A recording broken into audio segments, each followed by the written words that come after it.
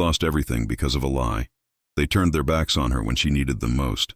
But when the storm came for them, she made a choice they never expected. Thank you so much for watching and for all your comments. Let me know at the end if you like the story, and where you're watching from, and why you're following this. The morning mist clung to the stones of Thornfield Castle like a shroud, thick and unforgiving as the winter cold that had settled over the northern reaches of England. Lady Alara Ashford stood at the window of her chamber, her slender fingers pressed against the frosted glass, watching as the pale sun struggled to break through the heavy clouds that stretched endlessly across the sky. Her breath created small circles of fog on the window pane, which disappeared almost as quickly as they formed. She was beautiful in a way that commanded attention without effort, with cascading auburn hair that fell in thick waves past her shoulders, and striking green eyes that held both intelligence and a quiet sadness. Her skin was fair, almost luminous in the dim morning light, and her features were delicate yet strong, speaking of noble lineage and inner resilience. The gown she wore was befitting of her station as the daughter of Lord Ashford, one of the king's most trusted advisors. The dress was crafted from deep emerald wool, lined with fox fur at the collar and cuffs, its sleeves long and fitted to her arms before flowing wider at the wrists. Intricate embroidery and golden thread traced patterns of ivy and thorns along the bodice, and a thick leather belt cinched her waist, from which hung a small purse embroidered with her family's crest. Over her shoulders draped a heavy cloak of forest green, clasped at her throat with a silver brooch shaped like an oak leaf. The garment spoke of wealth and position, yet also of practicality in the harsh northern climate. Alara's thoughts were troubled as she gazed out at the courtyard below, where servants hurried about their morning duties, their breath visible in the frigid air. Stable boys led horses to the watering troughs, their hooves clopping against the cobblestones, while kitchen maids carried baskets of bread fresh from the ovens, the steam rising from the warm loaves into the cold morning. The sounds of the castle awakening filtered through the stone walls, the distant clang of the blacksmith's hammer, the calls of guards changing their watch, the lowing of cattle being led from the barn. She had always loved Thornfield Castle, with its ancient towers and sprawling grounds, the place where she had spent her entire life. The castle had been in her family for generations, its massive stone walls bearing witness to countless seasons. Countless lives lived within its protection. But lately something had changed.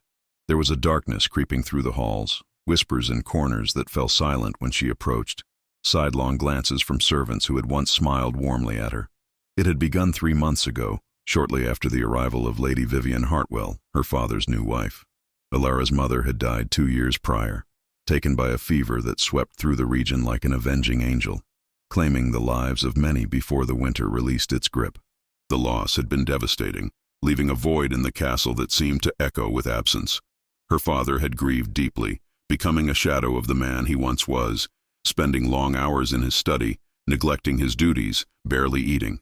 Alara had worried for him constantly, watching as he seemed to fade before her eyes.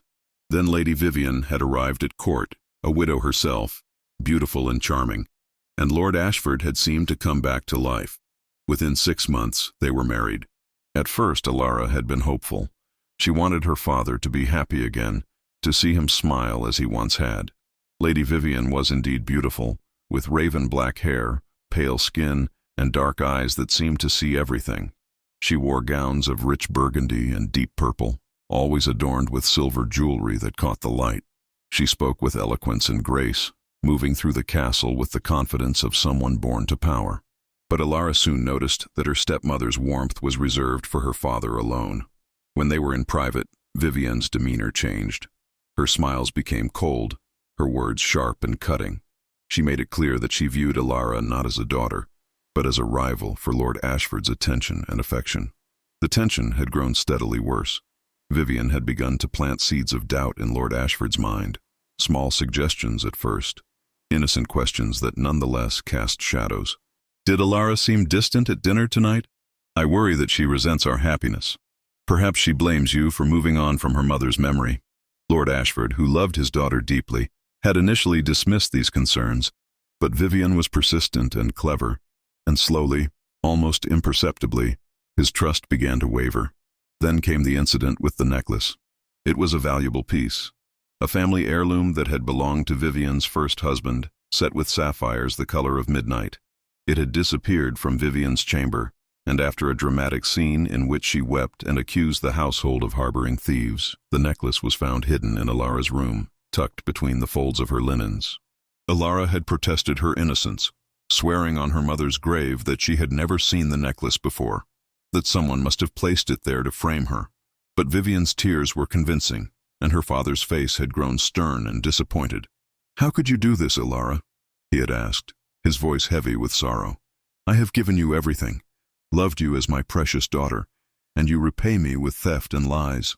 "Father, please, I did not take it," Ilara had pleaded, her own tears streaming down her face. "Someone put it in my room. You must believe me."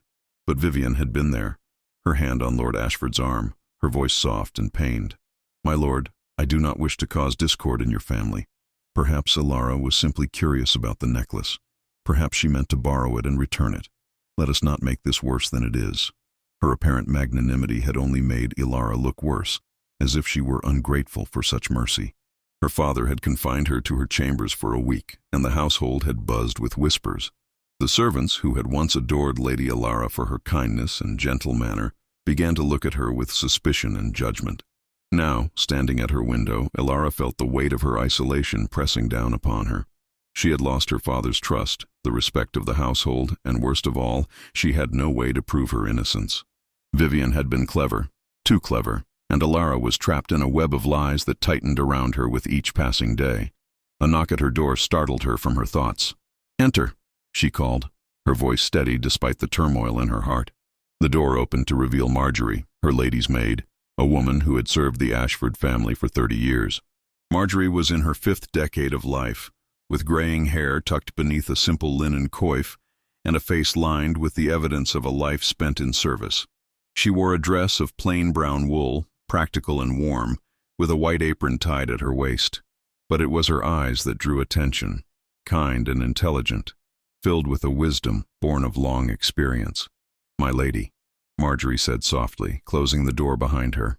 She carried a tray with bread, cheese, and warm ale for Ilara's breakfast. "I thought you might be hungry." "Thank you, Marjorie," Ilara replied, managing a small smile. "You are always so thoughtful." Marjorie set the tray on a small table near the hearth, where a fire crackled, providing warmth against the winter chill. She hesitated for a moment, then spoke quietly. "My lady, if I may be bold, there are those of us in the household who do not believe the accusations against you." Ilara turned from the window, hope flickering in her chest. "Truly, I, my lady. I have known you since you were a babe in your mother's arms. You have never been dishonest, never been unkind. Whatever Lady Vivian claims, I know in my heart that you are innocent." Tears pricked at Ilara's eyes. "Thank you, Marjorie. Your faith means more to me than you know. But what can I do? My father believes her, and I have no proof of my innocence." Marjorie moved closer, her voice dropping to barely more than a whisper. "Be patient, my lady. The truth has a way of revealing itself. In the meantime, keep your head high and your heart strong. Do not give Lady Vivian the satisfaction of seeing you broken." Ilara nodded, drawing strength from the older woman's words. "I will try." As Marjorie left the room, Ilara turned back to the window. The mist was beginning to lift, revealing the rolling hills beyond the castle walls, covered in a blanket of white snow. In the distance, she could see the forest, dark and dense, its bare trees reaching toward the sky like skeletal fingers. It was a harsh landscape, unforgiving and cold, but there was also a stark beauty to it, a reminder that even in the depths of winter, life endured. She did not know then that her trials were only beginning, or that the path ahead would test her in ways she could never have imagined. She did not know that the man who would change her life forever was at that very moment riding toward Thornfield Castle, his destiny intertwined with hers in ways neither could foresee. All she knew was that she must survive, must hold on to hope even when all seemed lost. The afternoon brought an unexpected flurry of activity to the castle. Ilara, confined to her chambers, could hear the commotion from her window, the sound of horses arriving, men shouting orders, the heavy gates being opened. She pressed her face close to the glass, trying to see what was happening in the courtyard below. A group of riders had arrived, their horses lathered and breathing heavily from hard travel. The men wore armor, not the ceremonial kind seen at tournaments. but practical steel and leather, meant for true combat, scarred and worn from use. Their cloaks were heavy, made of thick wool and fur, and they bore the king's standard. At the head of the group was a man who immediately commanded attention. He was tall and powerfully built, with broad shoulders and strong arms that spoke of years spent in training and battle. His face was striking, with strong features, a firm jaw shadowed with stubble, and piercing blue eyes that seemed to take in everything at once. His hair was dark brown, almost black, and fell to his shoulders, partially tied back from his face. He wore a suit of plate armor over a padded gambeson, the metal dented and scratched but well maintained, and over it all, a cloak of midnight blue lined with wolf fur. At his side hung a long sword in a worn leather scabbard, the grip wrapped in leather that had been darkened by years of use. This was Sir Edmund Blackwell, the king's champion, a man whose reputation preceded him throughout the realm. He had earned his knighthood through valor in battle, fighting against raiders from across the northern sea who had plagued the coastal villages. Stories of his courage and skill were told in taverns and halls throughout England. He was said to be not only a formidable warrior but also a man of honor and principle, someone who valued justice above personal gain. Edmund dismounted with the easy grace of a man accustomed to long hours in the saddle. He handed his reins to a stable boy and turned to face Lord Ashford, who had emerged from the keep to greet him. The lord wore a tunic of deep blue wool, embroidered with silver thread, and a heavy fur-lined cloak secured with a gold chain. His face, once handsome, now showed the lines of age and worry, his hair more gray than brown, his eyes tired. "Sir Edmund," Lord Ashford said, extending his hand in greeting, "this is an unexpected honor. To what do we owe the pleasure of the king's champion visiting our humble castle?" Edmund clasped the lord's hand firmly, his voice deep and resonant. "Lord Ashford, I bring greetings from His Majesty. I am traveling north to inspect the border fortifications and ensure that all is prepared should the raiders return with the spring thaw. The king wishes to make certain that his subjects in these lands are protected and that the defenses are strong." Of course," Lord Ashford replied, gesturing toward the keep. "You and your men must be weary from your journey. Please, come inside. We shall provide you with food, drink, and comfortable lodgings for as long as you need." "Your hospitality is much appreciated, my lord," Edmund responded.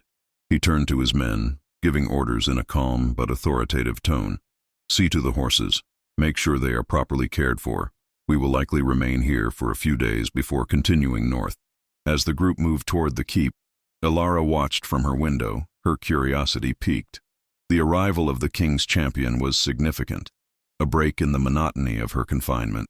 She wondered what he was like, this man whose reputation for honor and bravery had reached even her ears. Little did she know that his arrival would set in motion events that would change everything. That evening, a feast was held in the great hall to honor their distinguished guest. The hall was a magnificent space, with high ceilings supported by massive wooden beams blackened with age and smoke from countless fires. Torches in iron sconces lined the stone walls, casting flickering shadows that danced across the tapestries depicting scenes of hunts and battles. Long trestle tables had been set up, covered with linen cloths, and laden with food: roasted venison and boar, fresh bread, wheels of cheese, dried fruits, and flagons of wine and ale. The fire in the enormous hearth at the end of the hall roared, filling the room with warmth and the scent of burning oak. Ilara had been summoned to attend, though she knew it was only for appearance's sake. Her father wished to present a united family to their important guest. She had dressed carefully, choosing a gown of deep sapphire blue, the color bringing out the green in her eyes.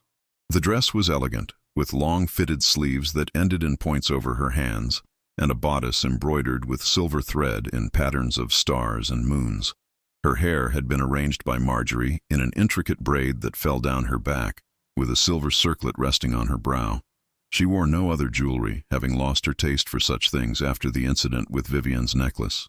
As Ilara entered the great hall, the warmth from the massive hearth immediately enveloped her, a stark contrast to the cold corridors she had walked through to reach this place. The hall was filled with voices, laughter, and the clinking of goblets, the sounds of celebration echoing off the stone walls. Servants moved efficiently between the tables, refilling cups and bringing fresh platters of food from the kitchens. The smell of roasted meat and fresh bread mingled with the smoke from the torches and the sweet scent of wine. She made her way to the high table, where her father sat in his ornate chair, its back carved with the Ashford family crest, an oak tree with spreading branches. To his right sat Lady Vivian, resplendent in a gown of deep crimson velvet, the bodice fitted tightly to accentuate her figure, with sleeves that billowed at the shoulders before tapering at the wrists. Silver chains draped across her chest, and her dark hair was arranged in an elaborate style, with braids woven through with silver ribbons.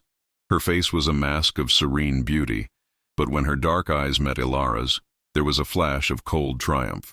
To Lord Ashford's left sat Sir Edmund Blackwell, and Ilara found herself hesitating for just a moment as her eyes fell upon him. He had removed his armor and now wore a tunic of dark gray wool, finely made but without excessive ornamentation, over a white linen shirt. A leather belt cinched his waist, from which hung his sword, for a knight rarely went anywhere without his weapon. His dark hair was still damp, suggesting he had bathed after the journey, and in the firelight, his strong features seemed almost carved from stone. When he looked up and their eyes met, Ilara felt something shift inside her, a flutter in her chest that caught her off guard. Edmund rose from his seat as she approached, a gesture of respect that surprised her. Most men at court, especially those of high rank, rarely stood for women unless they were of royal blood. "My lady," he said, his voice warm and respectful. "You must be Lady Ilara. Your father has spoken of you." "Sir Edmund," Ilara replied, offering a small curtsy. "Welcome to Thornfield Castle. I hope your journey was not too arduous. The winter roads are always challenging," he answered with a slight smile. "But we arrived safely, and that is what matters. Please, sit." Ilara took her seat next to Vivian, acutely aware of her stepmother's presence beside her. She could feel the tension radiating from the woman, though Vivian's face remained pleasant and composed. Lord Ashford raised his goblet, calling for attention from the assembled guests. The hall gradually fell silent, all eyes turning toward the high table. "Friends, vassals, and honored guests," Lord Ashford began, his voice carrying across the hall. "Tonight we have the great privilege of hosting Sir Edmund Blackwell, champion of our beloved king, a man whose bravery and skill in battle have made him a legend throughout the realm. He travels north on the king's business to ensure our borders remain secure against those who would threaten our lands. Let us raise our cups in his honor." A chorus of voices echoed through the hall. "To Sir Edmund!" Goblets were lifted high, and the knight inclined his head in acknowledgement, though Ilara noticed a hint of discomfort in his expression, as if he found such praise somewhat embarrassing. "You are too kind, Lord Ashford," Edmund said when the noise had subsided. "I am merely a servant of the crown, doing my duty as any loyal knight would. But I thank you for your hospitality, which has been most generous." As the feast continued, conversations flowed around the table. Ilara found herself mostly silent, picking at her food while trying to ignore Vivian's occasional pointed comments. "Ilara has been keeping to her chambers lately," Vivian said at one point, her voice dripping with false concern. "I worry that she has been feeling unwell. Perhaps the winter melancholy has taken hold of her spirits." Lord Ashford's expression clouded slightly, and Ilara felt her cheeks flush with shame. She knew exactly what Vivian was doing, reminding everyone of her supposed disgrace without explicitly mentioning it. Before Ilara could respond, Edmund spoke, his voice cutting through the awkward moment. "Winter can indeed be difficult, especially in these northern lands. I have found that staying active helps ward off such melancholy. Perhaps Lady Ilara might benefit from some fresh air and exercise, if the weather permits." It was a diplomatic response, neither condemning nor defending, but it shifted the conversation away from the dangerous ground Vivian had been treading. Ilara glanced at him gratefully, and their eyes met for a brief moment. There was something in his gaze, a kindness and understanding that made her feel as though he could see through the pretense and recognize the pain beneath.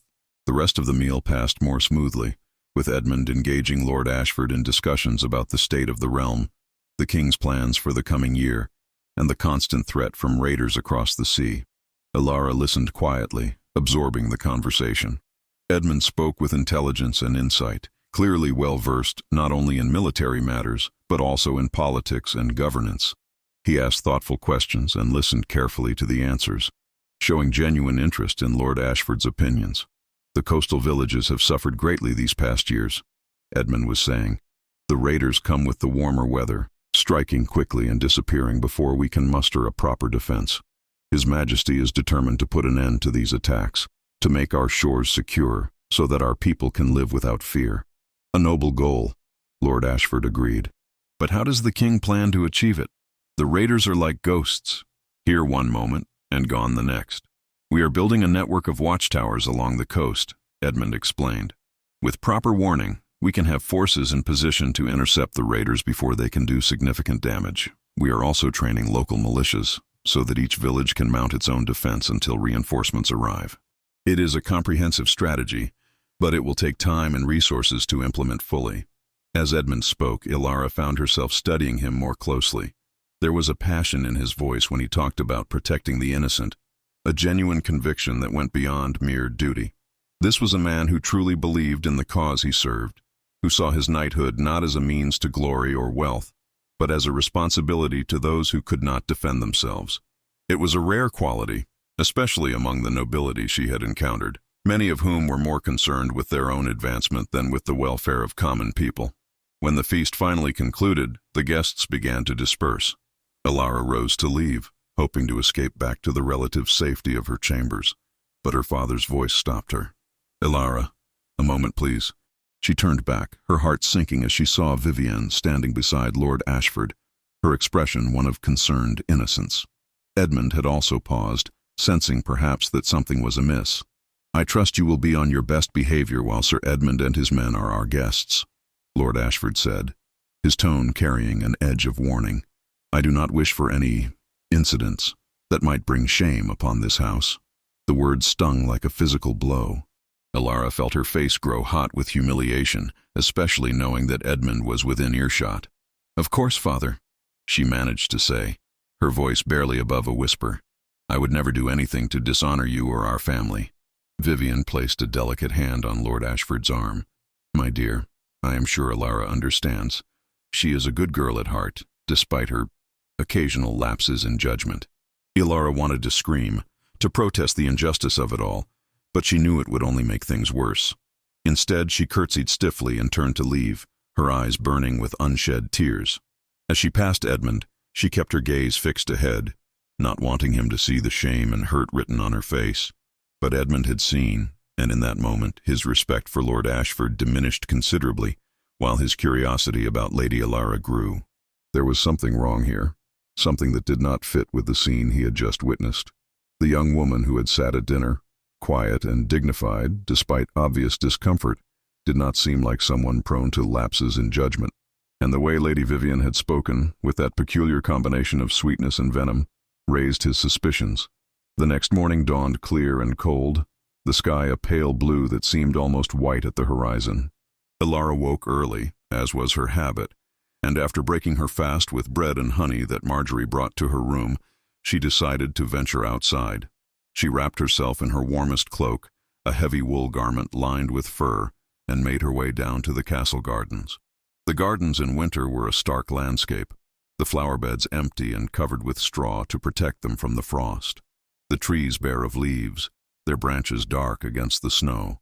But Ilara had always found beauty even in this dormant season, in the patterns the frost made on the stone walls, in the way the morning light caught the icicles hanging from the eaves.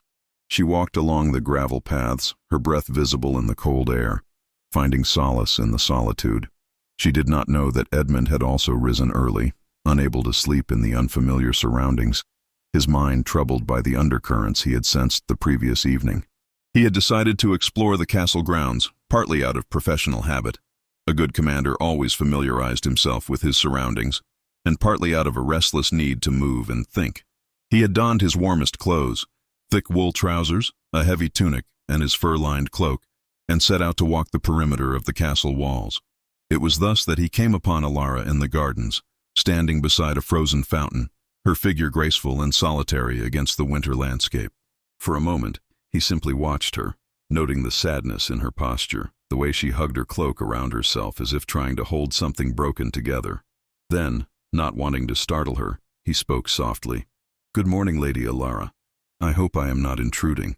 She turned quickly, surprise evident in her face, but then composed herself. "Sir Edmund, Good morning. You are not intruding. These gardens belong to my father, and you are his guest. You have as much right to be here as I do." He moved closer, his boots crunching on the gravel path. I could not sleep. I find that when my mind is occupied with thoughts, rest eludes me. I thought a walk might clear my head. "I often come here for the same reason," Alara admitted, then seemed to realize she had perhaps said too much. "That is, I find the gardens peaceful even in winter." "They are beautiful," Edmund agreed, looking around at the dormant beds, the bare trees, the frozen fountain. "There is a certain honesty to winter, I think. Everything is stripped down to its essential nature. No flowers or leaves to hide behind. Just the truth of what something is." Alara looked at him with renewed interest. "That is a poetic observation for a warrior." He smiled slightly.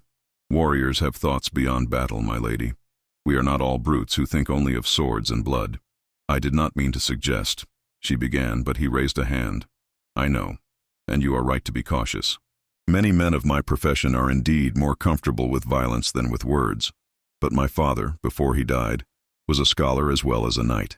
He taught me that strength of arm means little without strength of mind and character." They walked together in silence for a few moments, the only sounds the crunch of gravel beneath their feet and the distant calls of crows in the bare trees. Alara found herself relaxing slightly in his presence. There was something steady about him, something trustworthy that made her feel less alone. "May I ask you something?" Edmund said eventually. "And please, feel free to tell me if I overstep." "You may ask," Alara replied cautiously. "Last night at dinner I sensed that there was tension between you and your father, and your stepmother's words, though seemingly kind, had an edge to them. I do not wish to pry into family matters, but I have learned over the years to recognize when something is amiss. If you are in some kind of difficulty, perhaps I might be of assistance." Alara stopped walking and turned to face him fully. In the morning light, her green eyes seemed to hold both hope and wariness. "Why would you concern yourself with the troubles of a stranger, Sir Edmund?" "Because I serve justice," he answered simply. "And because something in my gut tells me that you are being treated unfairly. I have learned to trust that instinct. It has saved my life more than once in battle, and guided me true in matters of judgment." For a long moment, Alara said nothing, weighing his words, trying to decide if she could trust this man she had only just met. But there was something in his eyes, a sincerity and honor, that called to her own desperate need for an ally. Finally, she spoke, her voice low. 3 months ago, a valuable necklace belonging to my stepmother disappeared. It was later found hidden in my chambers. I swear to you on my mother's grave that I did not take it. I believe it was placed there to make me appear guilty, to turn my father against me. But I have no proof, and my father believes Lady Vivian's accusations. Since then, I have been treated with suspicion and mistrust by everyone in this household.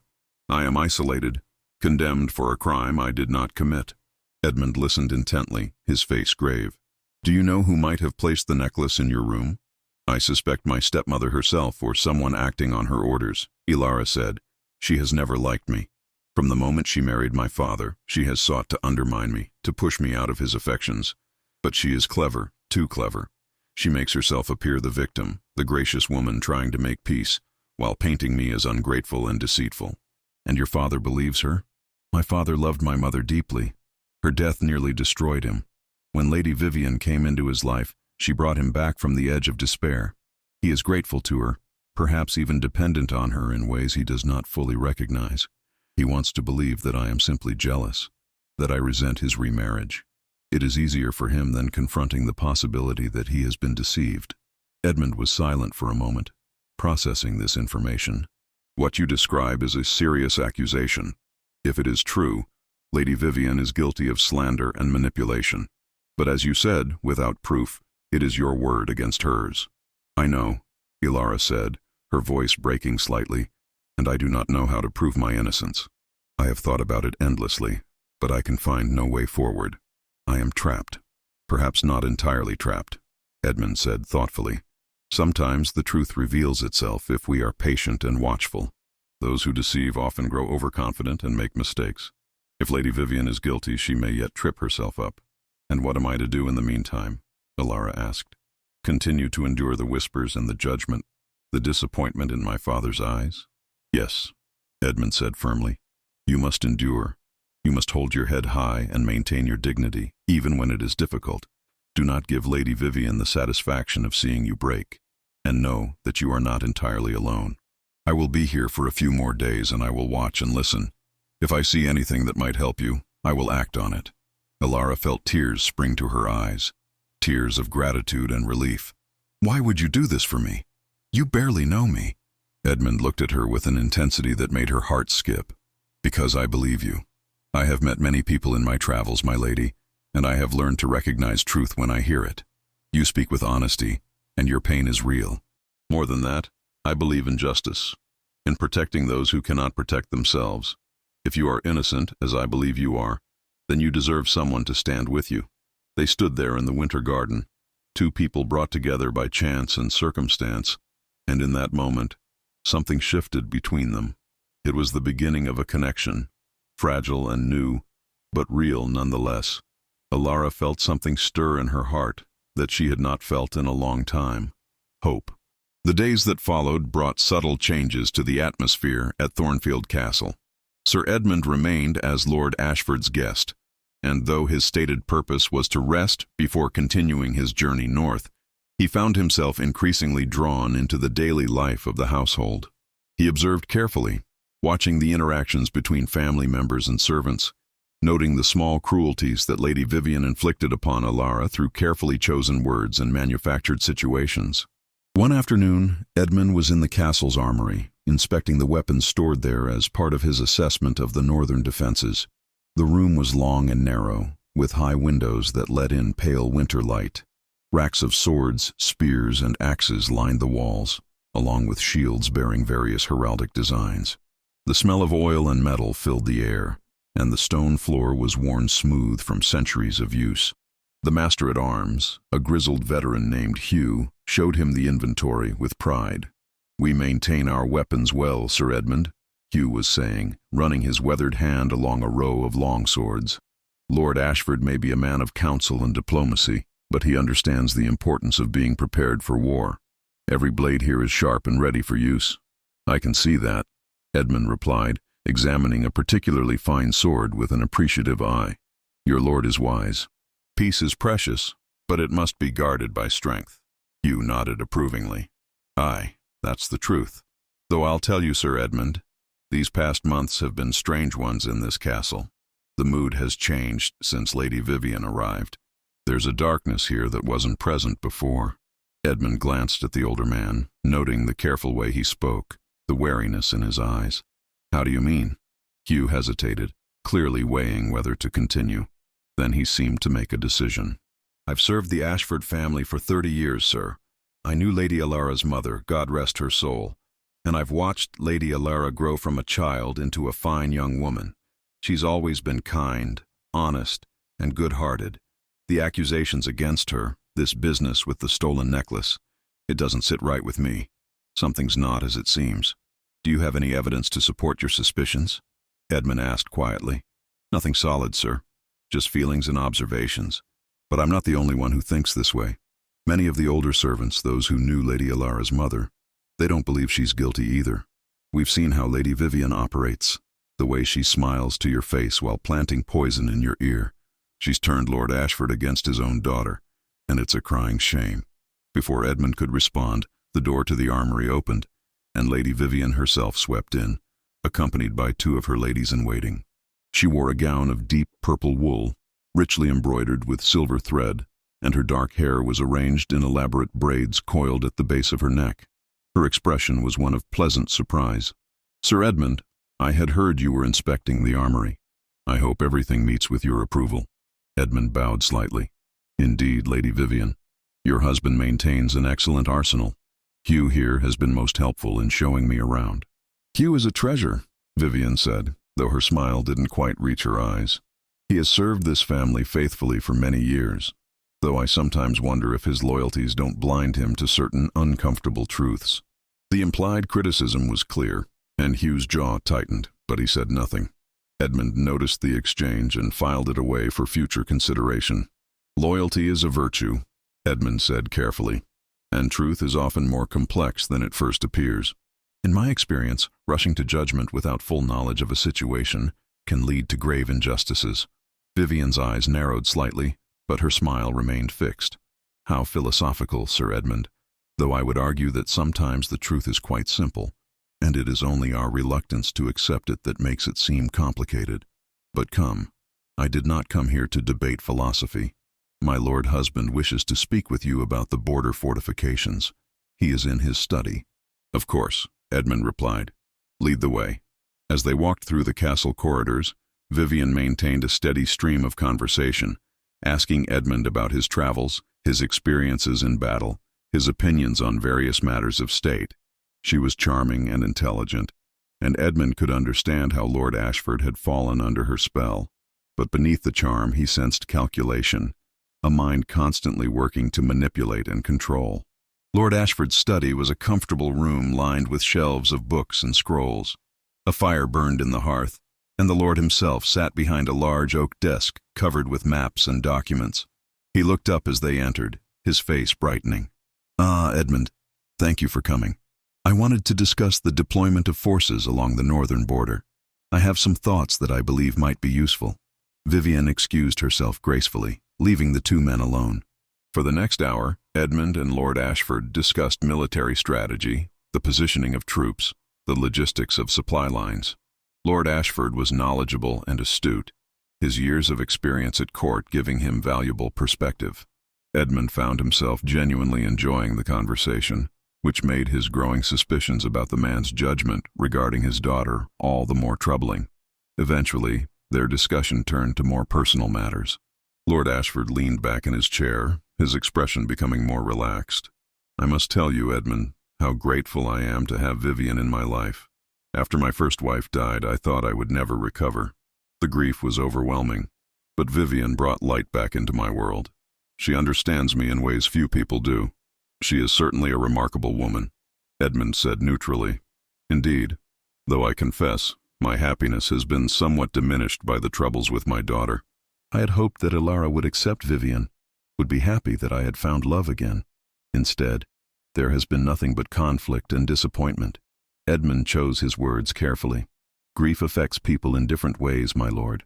Perhaps Lady Ilara is still struggling with the loss of her mother. Such feelings can manifest in unexpected ways.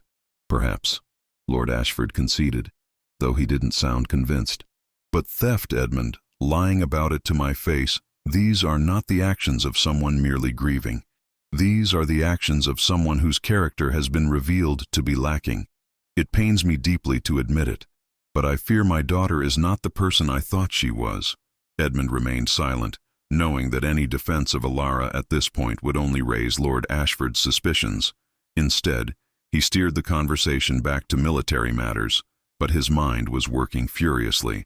The more he learned about this situation, the more convinced he became that Ilara was telling the truth, and that Lady Vivian was orchestrating an elaborate deception. But proving it would require evidence, and evidence was exactly what he lacked. That evening, as dusk settled over the castle, Edmund found himself once again in the gardens. He had formed a habit of walking there before dinner, using the time to think and plan. The sun was setting behind heavy clouds, painting the sky in shades of gray and pale orange. The cold was intense, biting through even his thick cloak, and he could see ice forming on the surface of the fountain. He was surprised but pleased when he saw Ilara approaching along one of the garden paths. She wore a cloak of deep green over her dress, and her auburn hair was loose around her shoulders, moving gently in the breeze. Her face was pale from the cold, making her green eyes stand out even more dramatically. "Sir Edmund," she greeted him, her breath visible in the frigid air. "I hoped I might find you here. I wanted to thank you again for your kindness. Simply knowing that someone believes me has made these past days more bearable." "You need not thank me, Lady Ilara," he replied. "I have been observing, as I promised, and what I have seen has only confirmed my initial impression. Your stepmother is indeed a skilled manipulator. She has woven her web carefully, turning your father and most of the household against you while maintaining an appearance of graciousness and concern." Ilara nodded sadly. "She is brilliant in her cruelty. Every word, every gesture is calculated to maximum effect. And my father, who was once so wise and discerning, cannot see through her performance. Love can blind even the wisest of men," Edmund said. especially when that love fills a void left by grief. Your father was vulnerable, and Lady Vivian exploited that vulnerability. It does not excuse his treatment of you, but it perhaps explains it. They walked together in silence for a few moments, their footsteps crunching on the frozen gravel. Alara pulled her cloak tighter around herself, shivering slightly. Edmund noticed and moved closer, instinctively offering the shelter of his larger frame against the wind. "I have been thinking," he said after a while, "about how we might prove your innocence. The difficulty is that the evidence against you, the necklace found in your room, is circumstantial. It proves nothing except that the necklace was there. It does not prove how it got there or who put it there. Then how can we ever prove the truth?" Alara asked, frustration evident in her voice. "By catching Lady Vivian in another deception," Edmund answered. "If she has done this once, she may do it again. People who succeed with one scheme often grow overconfident and attempt similar schemes. We must be vigilant, watch for any opportunity to expose her true nature. But you will be leaving soon," Alara pointed out. "Your mission takes you north, and you cannot remain here indefinitely." Edmund was quiet for a moment, considering. The truth was that he had been thinking about this very problem. His duty required him to continue his journey, to inspect the border fortifications and report back to the king. But something held him here, something beyond his sense of justice. He found himself drawn to Alara in ways that went beyond sympathy for her plight. There was a strength in her, a resilience that he admired. Despite everything she had endured, she maintained her dignity and grace. And there was something else, something he was hesitant to name even to himself, a growing attraction that had nothing to do with duty or justice, and everything to do with the way his heart quickened when she looked at him with those remarkable green eyes. "I will delay my departure," he said finally. "The border fortifications have stood for years. They will stand a few more days. If I can help right this wrong before I leave, it will be time well spent." Alara stopped walking and turned to face him fully. In the fading light, her face was luminous, her expression a mixture of gratitude and something deeper, something that made Edmund's breath catch in his throat. "You would do this for me?" she asked softly. "Risk your mission, your duty to the king, to help someone you barely know?" "I would," he answered, and found that he meant it completely. "Because justice matters, because you matter, and because I believe that sometimes we are placed in certain situations for a reason, to right wrongs and stand against injustice wherever we find it." They stood there in the frozen garden, the winter wind swirling around them, and something passed between them, a recognition, an understanding that went beyond words. Alara felt her heart opening in ways she had thought impossible after months of isolation and pain. Here was a man of honor, someone who saw her for who she truly was and believed in her when no one else did. And Edmund, looking into her eyes, felt something shift deep within him, a certainty that his life had just changed in ways he could not yet fully comprehend. The spell was broken by the sound of a bell ringing from the castle, calling everyone to the evening meal. They walked back together, not touching but close enough that their shoulders nearly brushed, both acutely aware of the other's presence. Neither spoke, but no words were necessary. Something had begun between them, something that would grow in the days ahead, binding them together through trials yet to come. The great hall was warm and bright when they entered, filled with people gathering for dinner. Lady Vivian was already seated at the high table, and her sharp eyes immediately noticed Edmund and Alara entering together. Her expression flickered for just a moment, revealing something cold and calculating beneath the pleasant mask, before smoothing back into a smile. "There you are," she called out. "We were beginning to worry. The cold can be dangerous this time of year. One should not linger outside too long." "We were merely taking some air before dinner," Edmund replied smoothly. "The gardens are beautiful even in winter." Lord Ashford looked between Edmund and his daughter, a slight frown creasing his brow. "Alara, I trust you have not been imposing on Sir Edmund's time. He is our guest and has important duties to attend to." "Not at all," Edmund said before Alara could respond. "Lady Alara has been most gracious. We were discussing the history of Thornfield Castle, which I find fascinating." It was a diplomatic lie, and both Alara and Edmund knew it, but it served its purpose. Lord Ashford's frown eased slightly, though Vivian's eyes remained calculating and cold. The dinner proceeded with the usual array of food and conversation, but beneath the surface, currents of tension swirled like eddies in a river.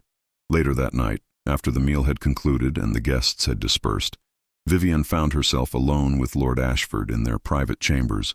The room was luxuriously appointed, with a large bed draped in heavy curtains, a fire burning in the hearth, and tapestries covering the stone walls. Vivian sat at her dressing table, removing the jewels from her hair while her husband prepared for bed. "My lord," she said carefully, watching his reflection in her mirror, "I hope you will forgive me for speaking, but I am concerned about Alara." Lord Ashford paused in unlacing his tunic. "What troubles you?" "I have noticed that she has been spending time with Sir Edmund, walking in the gardens, speaking privately. I would not mention it, except that I worry about what people might think. Given the circumstances of her recent behavior, any hint of impropriety could damage her reputation further, and by extension, damage this family's good name." Lord Ashford's expression darkened. "Are you suggesting that my daughter is behaving inappropriately with our guest?" "I suggest nothing," Vivian said smoothly. "I merely observe and worry. Sir Edmund is a handsome, powerful man, and Alara is young and perhaps vulnerable. She may seek comfort wherever she can find it without considering the consequences. You know how impulsive she can be."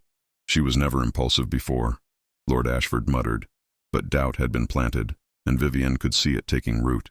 "People change," Vivian said softly, "especially when they feel cornered or desperate. I only mention this because I care about this family, about you. I do not want to see you hurt further by your daughter's poor choices." Lord Ashford nodded slowly, his face troubled. "I will speak with her tomorrow. This cannot be allowed to continue."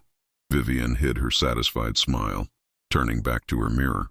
Another seed planted, another wedge driven between father and daughter. Soon, very soon, Alara would be completely isolated, and then Vivian could move to the next phase of her plan. The morning after Vivian's conversation with Lord Ashford, the castle awoke to find that fresh snow had fallen during the night, blanketing everything in a pristine layer of white. The world seemed muffled and quiet, the usual sounds of the castle grounds dampened by the thick covering. Icicles hung from the eaves like crystalline daggers, and the breath of every person and animal formed clouds in the frigid air. Alara was summoned to her father's study shortly after breaking her fast. The summons came through Marjorie, who delivered the message with a worried expression and a gentle squeeze of Alara's hand. "Be strong, my lady," the older woman whispered. "Whatever comes, remember who you are." The walk to the study felt longer than usual, each step weighted with apprehension. Alara straightened her shoulders and lifted her chin, determined to face whatever awaited her with dignity. She wore a dress of deep blue wool, simply cut but elegant, with minimal embroidery. Her hair was arranged in a single thick braid that hung down her back, and she wore no jewelry save for a small silver ring that had belonged to her mother. When she entered the study, she found her father standing by the window, his back to her, staring out at the snow-covered landscape. He did not turn immediately when she entered, and the silence stretched uncomfortably. Finally he spoke, his voice heavy with disappointment. "I have been patient with you, Alara.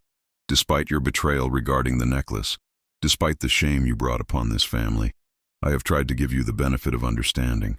I told myself that you were grieving, that you needed time to adjust to the changes in our household. But now I learn that you have been conducting yourself in a manner that brings further disgrace to the Ashford name." Alara felt her stomach clench. "Father, I do not understand.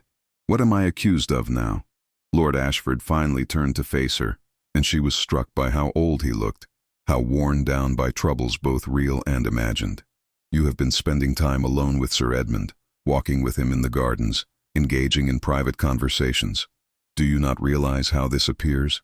He is an unmarried man, a guest in our home, and you, a young woman whose reputation is already tarnished, behave as though propriety means nothing." "We have done nothing improper," Alara protested, her voice rising despite her efforts to remain calm. "We have merely talked. He has been kind to me when no one else has shown me any kindness. Surely there is no crime in that." "Kindness?" Lord Ashford's voice was sharp. "Is that what you call it? I call it foolishness, or worse, manipulation. You seek to use Sir Edmund's good nature to rehabilitate your reputation, or perhaps to escape the consequences of your actions. I will not allow it. You are forbidden from speaking with him privately. You will attend meals in the Great Hall only when required, and you will comport yourself with proper decorum at all times. Do I make myself clear?" Tears of frustration and hurt burned in Alara's eyes. "Father, please, You must listen to me. Lady Vivian has poisoned your mind against me. Everything that has happened, the necklace, these accusations about Sir Edmund, they are all part of her plan to drive us apart. Can you not see what she is doing? Enough! Lord Ashford's voice thundered through the study. I will not hear you slander the woman who brought me back from despair, who has been nothing but gracious and patient with you despite your hostility. Your mother would be ashamed to see what you have become, Alara. She raised you to be better than this. The words struck like a physical blow, and Alara felt something break inside her. To have her father invoke her mother's memory in this way, to suggest that she would be ashamed, was almost more than she could bear. Tears spilled down her cheeks, but she refused to sob, refused to give him the satisfaction of seeing her completely broken. If my mother were alive, she said, her voice shaking but clear, she would see the truth. She would never allow Lady Vivian to destroy our family as she has done. But you are so blinded by your need for her that you cannot see what is right before your eyes. I am your daughter, Father. I have never lied to you, never betrayed you. But you have chosen to believe a woman you have known for less than a year over the child you raised for 20 years. That is your choice, and you will have to live with the consequences of it. She turned and left the study before he could respond, her vision blurred by tears, her heart pounding. She walked quickly through the corridors, not seeing where she was going, wanting only to escape, to find some place where she could be alone with her pain. She did not notice Edmund emerging from one of the side passages until she nearly collided with him. Lady Alara, he said, immediately taking in her distressed state. What has happened? I cannot speak with you, she said, trying to move past him. My father has forbidden it. Please, Sir Edmund, I do not wish to cause you any trouble. But Edmund gently caught her arm, his touch firm but careful. I care nothing for what your father has forbidden if it means leaving you in distress.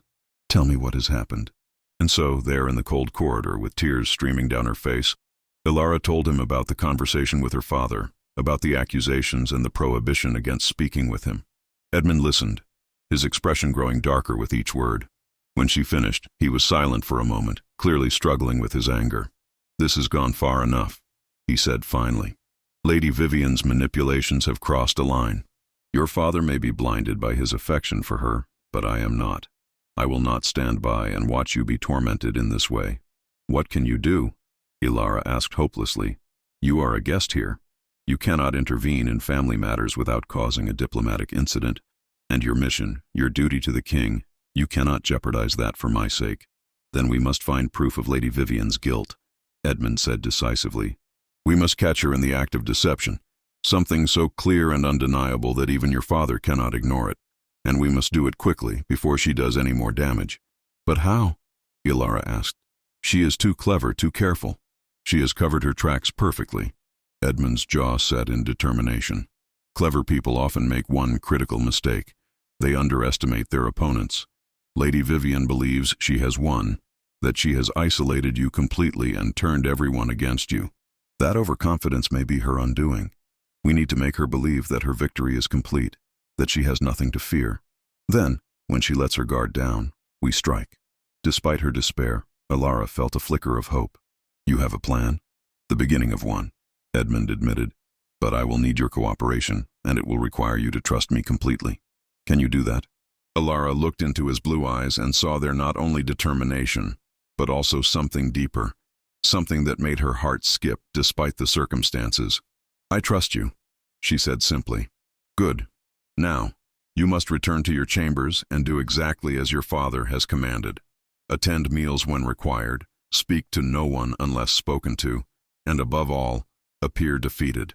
Let everyone believe that you have given up, that your spirit is broken. It will make Lady Vivian complacent, believing that she has nothing to fear from you. And what will you do? Alara asked. I will watch and wait. I will observe Lady Vivian closely, looking for any opportunity to expose her. And I will speak with those servants who still believe in your innocence, gathering information and building a network of allies. But we must be patient. Rushing will only alert her that something is amiss. Alara nodded, understanding the wisdom of his plan even as she dreaded the days ahead. To appear broken when she still had fight left in her would be difficult, but if it meant ultimately proving her innocence and exposing Vivian, she would do it. "There is one more thing," Edmund said, his voice softening. "Your father may have forbidden us from speaking, but he cannot control my thoughts or my feelings. Know that I am with you in this, Ilara. You are not alone, even when it seems that you are. I will find a way to help you, I swear it." The use of her first name, without her title, sent a warmth through her that had nothing to do with the cold corridor. She reached out and briefly touched his hand, a gesture that lasted only a moment but conveyed volumes. Then she pulled away and hurried toward her chambers, leaving Edmund standing alone in the corridor, his mind already working on the problem before him. The next several days were among the most difficult of Ilara's life. She did exactly as Edmund had instructed, appearing at meals with downcast eyes and speaking only when directly addressed. She moved through the castle like a ghost, her vibrant spirit seemingly extinguished. The servants whispered when she passed, some with pity, others with judgment. Lady Vivian watched her with barely concealed satisfaction, while Lord Ashford looked pained but resolute, convinced that he was teaching his daughter a necessary lesson.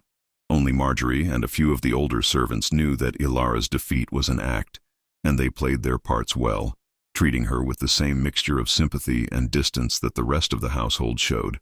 Marjorie would visit her chambers in the evening, bringing food and warm drinks, and in those private moments, Ilara would drop her mask and allow herself to feel the full weight of what she was enduring.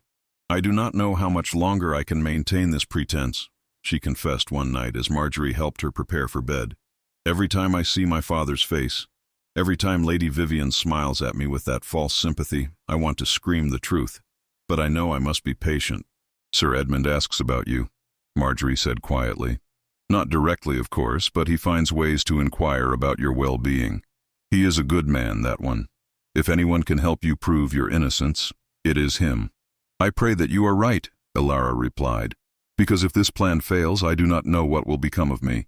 My father may decide to send me to a convent, or marry me off to some distant lord just to be rid of me. Either fate would be a kind of death." "Do not speak of such things," Marjorie said firmly. "You must have faith. The truth always comes to light eventually, my lady, always." While Ilara maintained her facade of defeat, Edmund was anything but idle. He had indeed been speaking with the servants, carefully and discreetly, building a picture of Lady Vivian's character and behavior. What he learned only confirmed his suspicions. Several servants reported that Vivian was often cruel when she thought no one was watching, that she had reduced more than one young maid to tears with her sharp tongue. Others mentioned that she frequently went through Lord Ashford's correspondence, reading letters and documents that were not meant for her eyes. And there were whispers, vague and unsubstantiated but persistent, that Vivian had been present at 2 other noble households before coming to Thornfield, and that at both places there had been scandals and strife shortly after her arrival. Edmund decided to investigate these rumors more thoroughly. He sent one of his men, a trusted soldier named Geoffrey, who was skilled at gathering information, on a discreet mission to the nearest town to make inquiries. Geoffrey returned 3 days later with news that made Edmund's blood run cold. "Sir Edmund," Geoffrey reported privately in the stables, where they could speak without being overheard, "I spoke with merchants and travelers who had connections to the households where Lady Vivian previously resided. At the first house, the elderly lord died unexpectedly after changing his will to favor Lady Vivian over his own children. The death was deemed natural, but there were whispers of poison, though nothing was ever proven. At the second house, a young heiress was accused of theft and moral corruption, much like Lady Ilara has been, and was ultimately sent to a convent. After she was gone, Lady Vivian married a wealthy knight who had been the heiress's guardian." Edmund listened grimly. "And what became of that knight?" "He died in a hunting accident 6 months after their marriage," Geoffrey continued. "Again, it was deemed unfortunate but not suspicious. But the pattern, sir, it suggests that Lady Vivian is far more dangerous than anyone here realizes. She moves from household to household, insinuating herself into positions of power and wealth, destroying anyone who stands in her way." "Did you find any concrete evidence?" Edmund asked. "Anything that would stand up to scrutiny?" "No, sir. Only rumors and suspicions. The kind of thing that makes people talk over ale but never swear to in front of a magistrate. Lady Vivian is very careful to leave no trail that can be traced back to her." Edmund nodded slowly, his mind racing. "Then we must catch her in the act of some deception here, something that cannot be denied or explained away. We need her to make a mistake, and we need witnesses who cannot be dismissed. How do you propose to do that, sir? Geoffrey asked. By giving her what she wants, Edmund replied. Or rather by making her believe she is about to get what she wants, and then revealing the trap. But it will require careful planning and perfect timing. And most importantly, it will require Lady Alara to trust me completely and play her part without faltering. That night, Edmund found a way to send a message to Alara through Marjorie. The note was brief and written in careful script. Be ready. The time is coming soon. Trust in me and in the truth. E. Alara read the message by candlelight in her chamber, then held it to the flame and watched it burn, as Edmund had instructed. She felt her heart beating faster, a mixture of fear and anticipation coursing through her veins. Whatever Edmund was planning, it would happen soon, and her fate would be decided one way or another. Edmund's plan began to take shape over the following days, carefully constructed like a master craftsman building a siege engine. Every piece had to fit perfectly, every timing had to be precise, or the entire structure would collapse, and their one chance at exposing Lady Vivian would be lost forever. He knew he was walking a dangerous line, for if Vivian suspected anything, she would strike first, and her strikes were always devastating and seemingly beyond reproach. The opportunity Edmund had been waiting for came unexpectedly during a conversation in the Great Hall. Lord Ashford had called a small council meeting to discuss the spring planting and the allocation of resources for the coming year. Edmund attended as a courtesy, his presence lending the weight of royal authority to the proceedings. Lady Vivian was also present, sitting beside her husband, occasionally offering suggestions that Lord Ashford received with obvious appreciation. During a lull in the discussion, Vivian turned to her husband with a concerned expression. My lord, I have been meaning to speak with you about a matter of some delicacy. It concerns the household accounts. I have been reviewing them, as you asked me to do, and I have noticed some discrepancies. Lord Ashford's attention immediately focused on her. What kind of discrepancies? It appears that money has been disappearing from the household coffers over the past several months, Vivian said, her voice troubled. Not large amounts, but consistent withdrawals that are not accounted for in any of the ledgers. I did not wish to alarm you, but the total sum is now quite substantial, nearly 50 gold crowns. 50 gold crowns was indeed a substantial sum, enough to feed a village for a month or purchase several quality horses. Murmurs rippled through the assembled council members. Lord Ashford's face darkened with anger. How is this possible? Who has access to the household funds? Only 3 people, my lord, Vivian replied. Yourself, Master Aldwin the steward, and I. And of course, your daughter Alara has been known to take coins when she needs them for her personal expenses. The implication hung in the air like poison. Edmund watched carefully, noting how Vivian had planted the suggestion without making a direct accusation, leaving others to draw the obvious conclusion. It was masterfully done, and he could see Lord Ashford's mind already working toward the inevitable judgment. Send for Master Aldwin immediately, Lord Ashford commanded, and summon my daughter as well. We will get to the bottom of this at once. Within the hour, the study had become an impromptu court of inquiry. Master Aldwin, the elderly steward who had served the Ashford family for 40 years, stood trembling with indignation and fear. His thin frame was bent with age, and his hands shook as he clutched the household ledgers to his chest. Alara stood beside him, her face pale but composed, the mask of defeat she had been wearing now replaced with quiet dignity. Edmund stood to one side, ostensibly as an observer, but his sharp eyes missed nothing. Master Aldwin, Lord Ashford began, his voice stern. Lady Vivian has brought to my attention that there are discrepancies in the household accounts. Nearly 50 gold crowns are unaccounted for. How do you explain this? The old steward's voice quavered as he spoke. My lord, I keep meticulous records, as I have done for 4 decades. Every coin that comes in and goes out is noted in these ledgers. I do not understand what Lady Vivian means by discrepancies. Perhaps if she could be more specific. Vivian rose gracefully from her seat and approached the desk where the ledgers lay open. Here, she said, pointing to several entries. These withdrawals, marked only as household expenses, with no further detail, and here, they total exactly 50 gold crowns over the past 3 months. Master Aldwin peered at the entries, his faded eyes squinting in confusion. But my lady, those entries were made by your own hand. You told me they were for the purchase of fabrics and jewels from the merchants who visited in November and December. You said you would provide the receipts later, but you never did." A flicker of something cold and dangerous passed across Vivian's face, so quickly that only Edmund, who was watching for it, caught it. Then she laughed, a light tinkling sound that seemed to express both amusement and concern. "Poor Master Aldwin. I fear your memory fails you. Those entries were in the ledger when I first reviewed the accounts. I made no such withdrawals. Perhaps in your advanced years you have begun to confuse things. I confuse nothing." The old man protested, his voice rising with distress. "I know what I recorded and why. You instructed me to make those entries, my lady. You stood in this very study and told me to do so." "My lord," Vivian said, turning to her husband with tears beginning to form in her eyes, "I do not wish to speak ill of Master Aldwin, who has served your family faithfully for so long, but perhaps the burden of his duties has become too great for him. The confusion of age is not a shameful thing, but it does explain these irregularities." Before Lord Ashford could respond, Elara spoke, her voice clear and strong. "Master Aldwin is not confused. I believe him. He has never made an error in the accounts in all the years I have known him. If he says Lady Vivian instructed him to make those entries, then that is what happened." Lord Ashford turned to his daughter, his expression a mixture of anger and disappointment. "And I suppose you know nothing of this missing money? You, who have already proven yourself capable of theft." "I took nothing," Elara replied firmly. "Not the necklace, and not this money. I am being accused falsely, father, as I was before. And if you cannot see the pattern of these accusations, then you are willfully blind." The tension in the room was palpable. Lord Ashford looked torn between his daughter and his wife, while Master Aldwin stood trembling, his life's reputation hanging in the balance.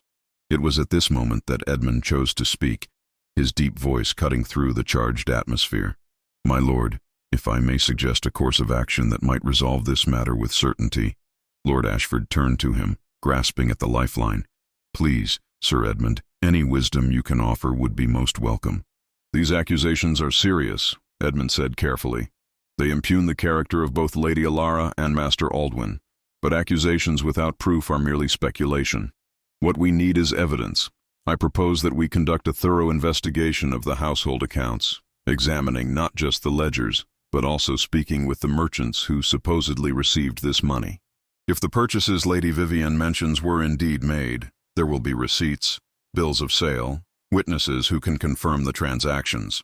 "An excellent suggestion," Lord Ashford agreed immediately.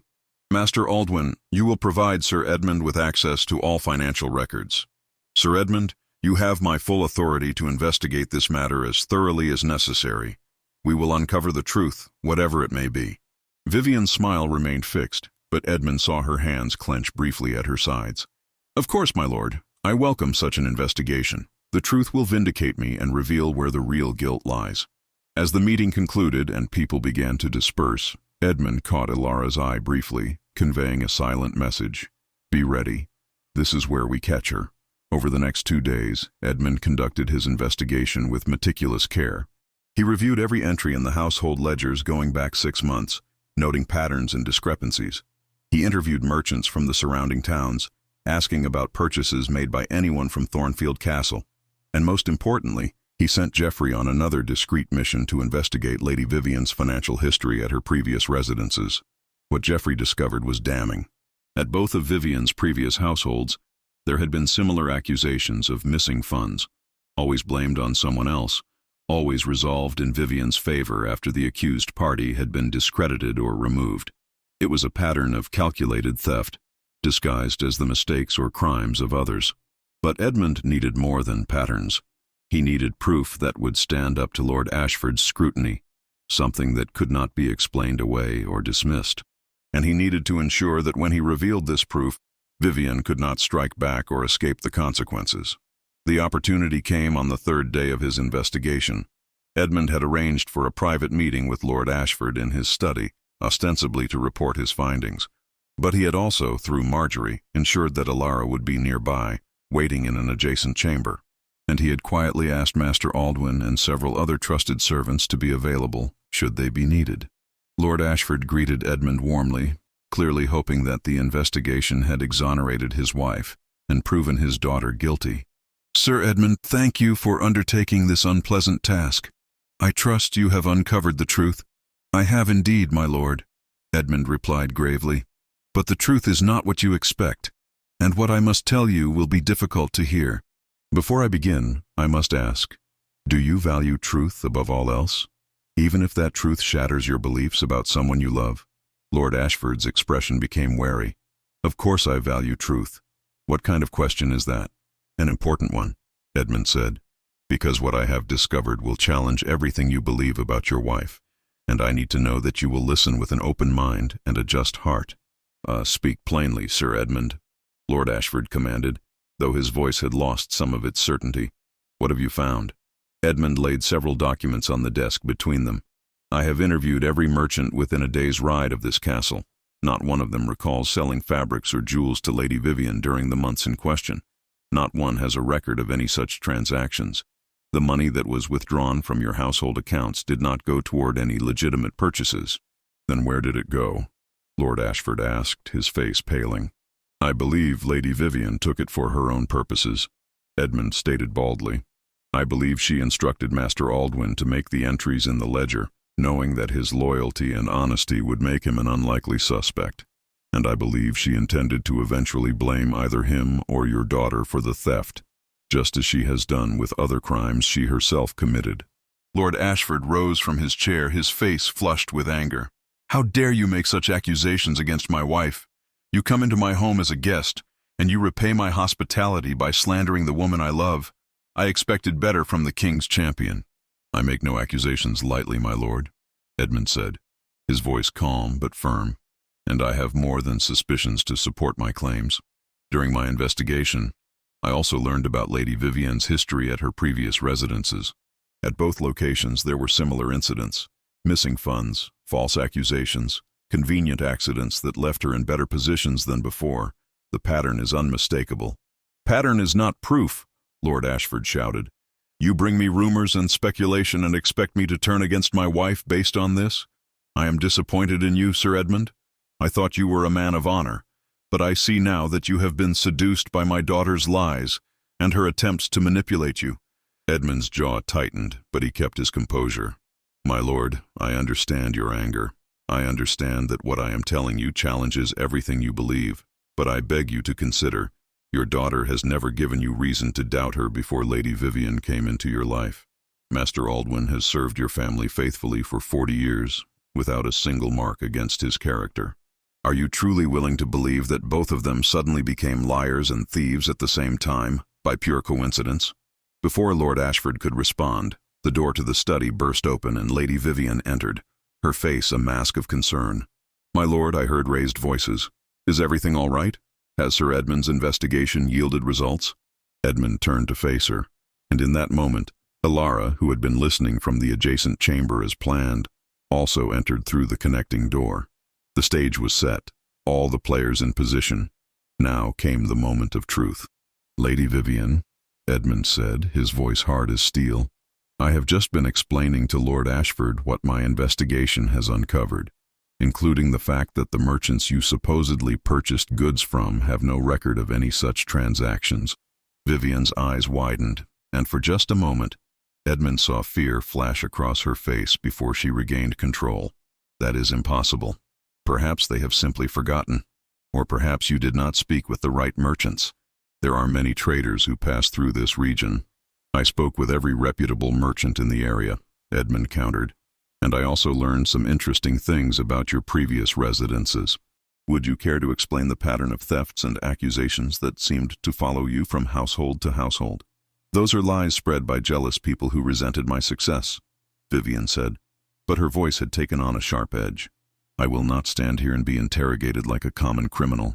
My lord, are you going to allow your guest to treat me this way? Lord Ashford looked between his wife and Edmund, confusion and doubt warring on his face. Vivian, is there any truth to what Sir Edmund says? Any truth at all? None whatsoever, Vivian declared. He has been taken in by your daughter's manipulations, can you not see it? Ilara has poisoned his mind against me, probably by offering him things that no decent woman would offer. Look at them, how they stand together, how they look at each other. This entire investigation is nothing but a scheme to discredit me so that she can have you to herself again.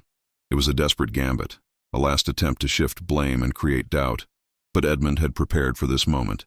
He turned to the door and called out, "Master Aldwin, please enter and bring the documents I asked you to prepare." The elderly steward entered, carrying a small leather satchel. His hands were steadier now, his bearing more confident. He approached the desk and withdrew several pieces of parchment. "My lord," Master Aldwin said, his voice clear and firm. "When Sir Edmund first came to me with his suspicions, I remembered something. Lady Vivian had asked me to prepare duplicate copies of certain pages from the household ledgers, claiming she wanted them for her own private review. At the time, I thought nothing of it. But when I compared those duplicate pages with the originals still in my possession, I discovered something troubling." He laid the documents side by side on the desk. "These are the original pages, showing the accounts as they truly were before Lady Vivian's arrival. And these are the duplicates she requested, which have been altered. Entries have been changed, dates modified, amounts adjusted. Someone has been systematically falsifying the records." Lord Ashford stared at the documents spread before him on the desk, his face draining of color as the implications became clear. His hands trembled slightly as he picked up first one page, then another, comparing the original entries with the altered duplicates. The evidence was irrefutable. Someone had indeed been systematically falsifying the household accounts, and the only person who had requested duplicate copies was Lady Vivian. "This cannot be," he whispered, his voice hollow. "Vivian, tell me this is some terrible mistake. Tell me there is an explanation for this." Vivian's composure was beginning to crack. Her face had gone pale, and her dark eyes darted between the assembled people like a trapped animal seeking escape. "Those documents are forgeries," she said, her voice rising. "Master Aldwin has fabricated them to protect himself and that wretched girl. Can you not see? They are all conspiring against me. The documents are not forgeries," Master Aldwin said with quiet dignity. "I have kept meticulous records for 40 years, my lord. Every page bears my personal seal, pressed into the wax at the time of recording. These seals cannot be duplicated or falsified. Any expert would confirm their authenticity." Edmund stepped forward, adding his voice to the growing weight of evidence. "My lord, I have one more piece of information that I believe you should know. I sent my man Geoffrey to investigate the circumstances of Lady Vivian's previous marriages. What he discovered is deeply troubling." "Your man had no right to investigate my private affairs," Vivian protested, her voice shrill now, the cultured tones replaced by something harsher, more desperate. "This is an outrage. I demand that you cease this persecution immediately." But Lord Ashford raised his hand for silence, his eyes still fixed on the documents before him. When he spoke, his voice was that of a man who had just realized he had been living in a dream and was now waking to a nightmare. "Let him speak, Vivian. I will hear what Sir Edmund has to say." Edmund pulled another document from his tunic, a report that Geoffrey had prepared. Lady Vivian was married twice before she came to Thornfield Castle. Her first husband was an elderly lord named Sir Cedric Hartwell. He died 6 months after changing his will to leave his entire estate to Vivian, instead of to his children from his first marriage. The local physician deemed the death natural, but several servants reported that Sir Cedric had been in robust health until he began taking a special tonic that Lady Vivian prepared for him. After his death, the children contested the will, but Vivian had already liquidated much of the estate and departed with the proceeds. Lord Ashford's face had gone from pale to ashen. He sank back into his chair as Edmund continued. Her second husband was Sir Roland Fitzroy, a wealthy knight who had been guardian to a young heiress. Shortly after Vivian's arrival in that household, the heiress was accused of theft and moral corruption, much like your own daughter has been. The girl was sent to a convent, and Vivian married Sir Roland within 3 months. 6 months later, Sir Roland died in what was ruled a hunting accident, though witnesses reported that his horse had been strangely skittish that morning, as if it had been given something to agitate it. Once again, Vivian inherited everything and departed before questions could be raised. "These are lies!" Vivian shrieked, her careful composure completely shattered now. "Vicious lies told by people who envied me, who wanted what I had earned through my devotion and care. My husbands loved me, trusted me, and rewarded me accordingly. That is not a crime." "No," Edmund agreed, his voice cold as winter steel. "But falsifying accounts is a crime. Theft is a crime. And if even half of what I have learned about your previous husband's deaths is true, then murder is most certainly a crime. The word hung in the air like a sword suspended by a thread. Alara, who had remained silent throughout the confrontation, felt her blood run cold. She had known that Vivian was manipulative and cruel, but murder? She looked at her father and saw the same horror reflected in his eyes. "I have committed no murder," Vivian said, but her voice had lost its strength. She looked around the room, seeing no sympathy in any face, no escape from the trap that was closing around her. "You have no proof of such an accusation. You have nothing but rumors and speculation. We have proof of your theft and deception," Edmund countered, "and that is enough to warrant a full investigation into your other activities. The King's Justice will examine every aspect of your past, and if there is evidence of murder, it will be found." Lord Ashford finally spoke, and his voice was that of a broken man. "Vivian, is any of this true? Did you deceive me? Did you steal from my household and falsely accuse my daughter?" Vivian looked at her husband, and for a moment, something like genuine emotion flickered across her face. Then it hardened into bitter resentment. "You were so easy to deceive," she said, her voice dripping with contempt. "A pathetic, grief-stricken widower, desperate for comfort and affection. You practically begged me to manipulate you. And that sanctimonious daughter of yours, with her perfect reputation and her claim on your affections, she needed to be removed. Everything I did to secure my position, my future. In this world, women must use whatever weapons we have to survive and prosper." The admission was like a physical blow. Lord Ashford recoiled as if struck, his face crumpling with pain and betrayal. "How could you? I loved you. I trusted you with everything I had." "You loved a phantom," Vivian replied coldly. "An illusion I created because it served my purposes. The woman you thought you married never existed. She was merely a role I played, and I played it well until your interfering daughter and this cursed night ruined everything." She turned her venomous gaze on Alara. "You should have accepted your fate gracefully. You should have gone to a convent or married some distant lord and disappeared from my life. But no, you had to maintain your innocence, had to make people question, and then he arrived." She gestured at Edmund, "with his honor and his justice, and everything began to unravel." Alara found her voice, though it shook with emotion. "You destroyed my relationship with my father. You made everyone in this household believe I was a thief and a liar. You tried to steal my life from me. And for what? Money? Position? Was it worth all the pain you caused?" "It would have been worth it if I had succeeded," Vivian said with chilling frankness. "But I did not. And now I suppose I must face the consequences of failure." Lord Ashford rose from his chair, his face a mask of anguish and rage. "Guards!" he called out, his voice cracking. "Guards, attend me!" Two armed men entered the study immediately, their hands on their sword hilts. Lord Ashford pointed at Vivian with a shaking finger. "Take this woman to the tower. Lock her in the highest chamber and post guards at the door. She is to speak to no one and have no visitors until the king's magistrate can be summoned to deal with her crimes."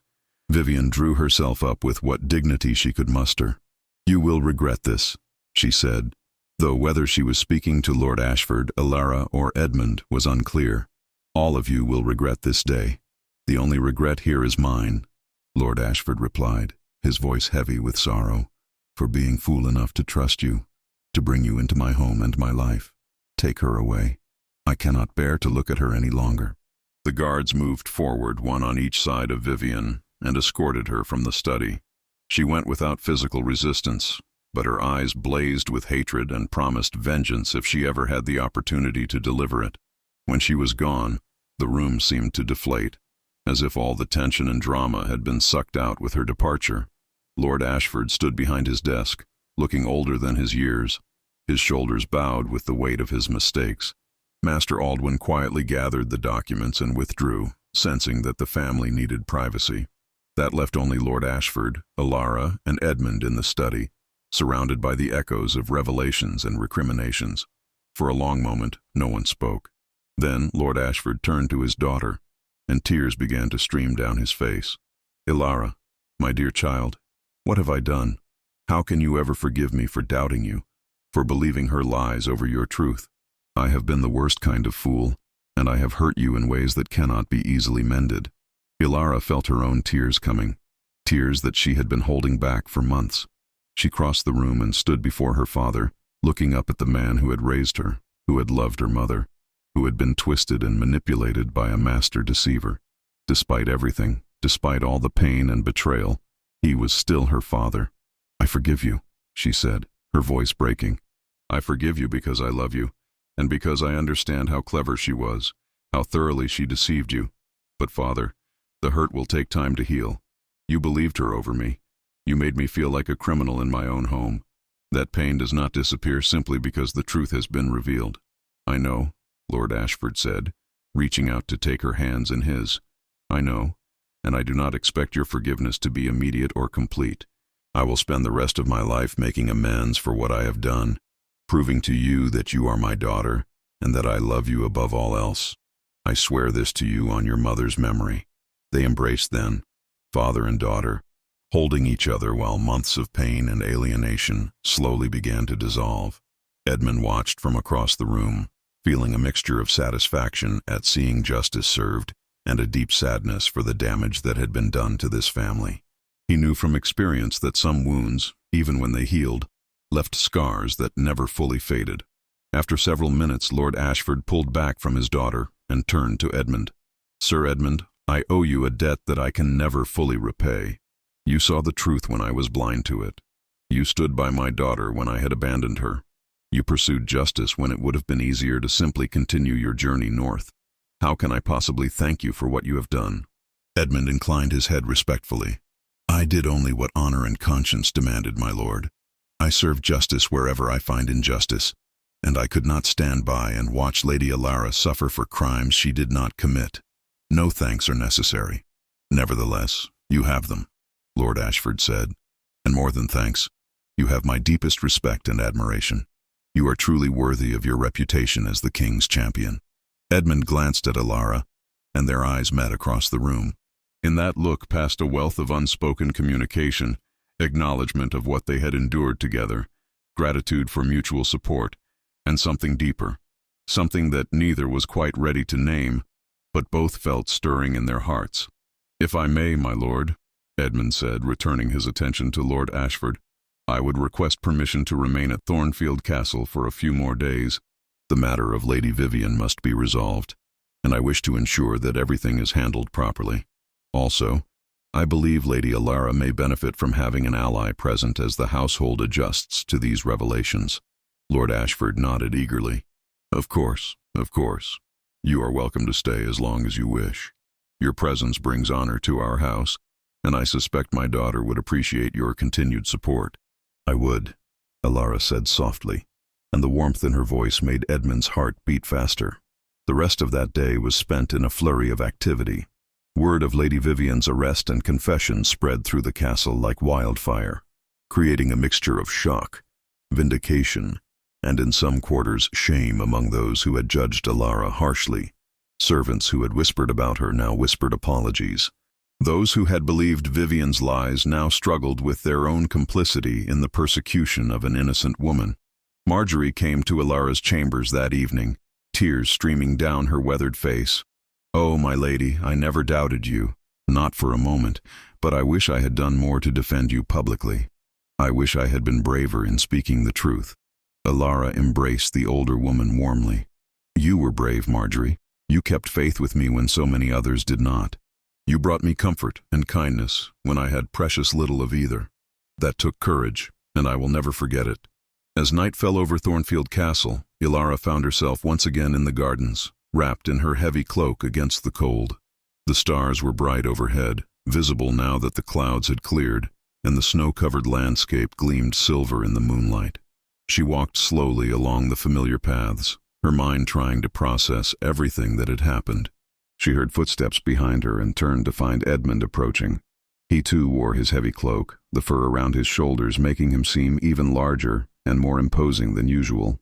But when he smiled at her, there was nothing imposing about him, only warmth and genuine affection. "I hoped I might find you here," he said. "I noticed you slipping out and thought you might appreciate some company." "I always appreciate your company," Alara replied, and realized as she said it how true it was. In the short time she had known Edmund, he had become someone essential to her, someone she trusted and valued beyond measure. They walked together in comfortable silence for a while, the crunch of their footsteps on the frozen gravel, the only sound besides the distant hooting of an owl. Finally, Alara spoke. "Thank you, Edmund, not just for what you did today, but for everything, for believing in me, for standing by me, for refusing to let injustice prevail. I do not know what would have become of me if you had not arrived when you did." Edmund stopped walking and turned to face Alara fully, his blue eyes intense in the moonlight. "You would have survived," he said with conviction. "You are stronger than you know, Alara. I saw that strength from the first moment we spoke in these gardens. You were battered and hurting, but not broken. You would have found a way to endure, even without my help." "Perhaps," Alara conceded, "but it would have been a much darker and lonelier path. Having someone believe in me, having you stand beside me, it made all the difference. You gave me hope when I had none left." They stood facing each other, close enough that Alara could see the frost forming on Edmund's dark hair, could see the warmth of his breath in the cold air. Something had shifted between them over the past days, something that went beyond gratitude or friendship.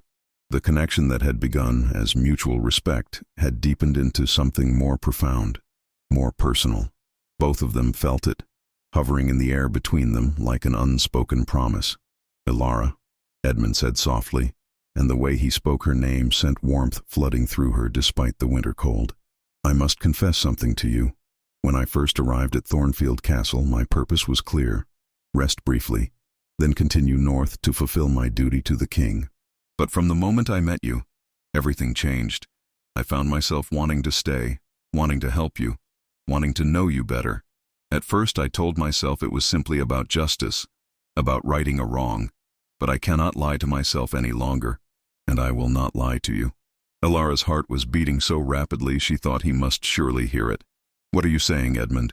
"I am saying that I have developed feelings for you that go far beyond duty or friendship," Edmund replied, his voice steady but filled with emotion. "I am saying that when I look at you, I see not just a woman who has been wronged, but someone remarkable, someone strong and compassionate and beautiful. I'm saying that the thought of leaving Thornfield Castle and never seeing you again fills me with a sorrow I cannot adequately describe." Alara felt tears spring to her eyes, but they were tears of joy, not sorrow. "I feel the same way," she whispered. "These past weeks, you have become so important to me.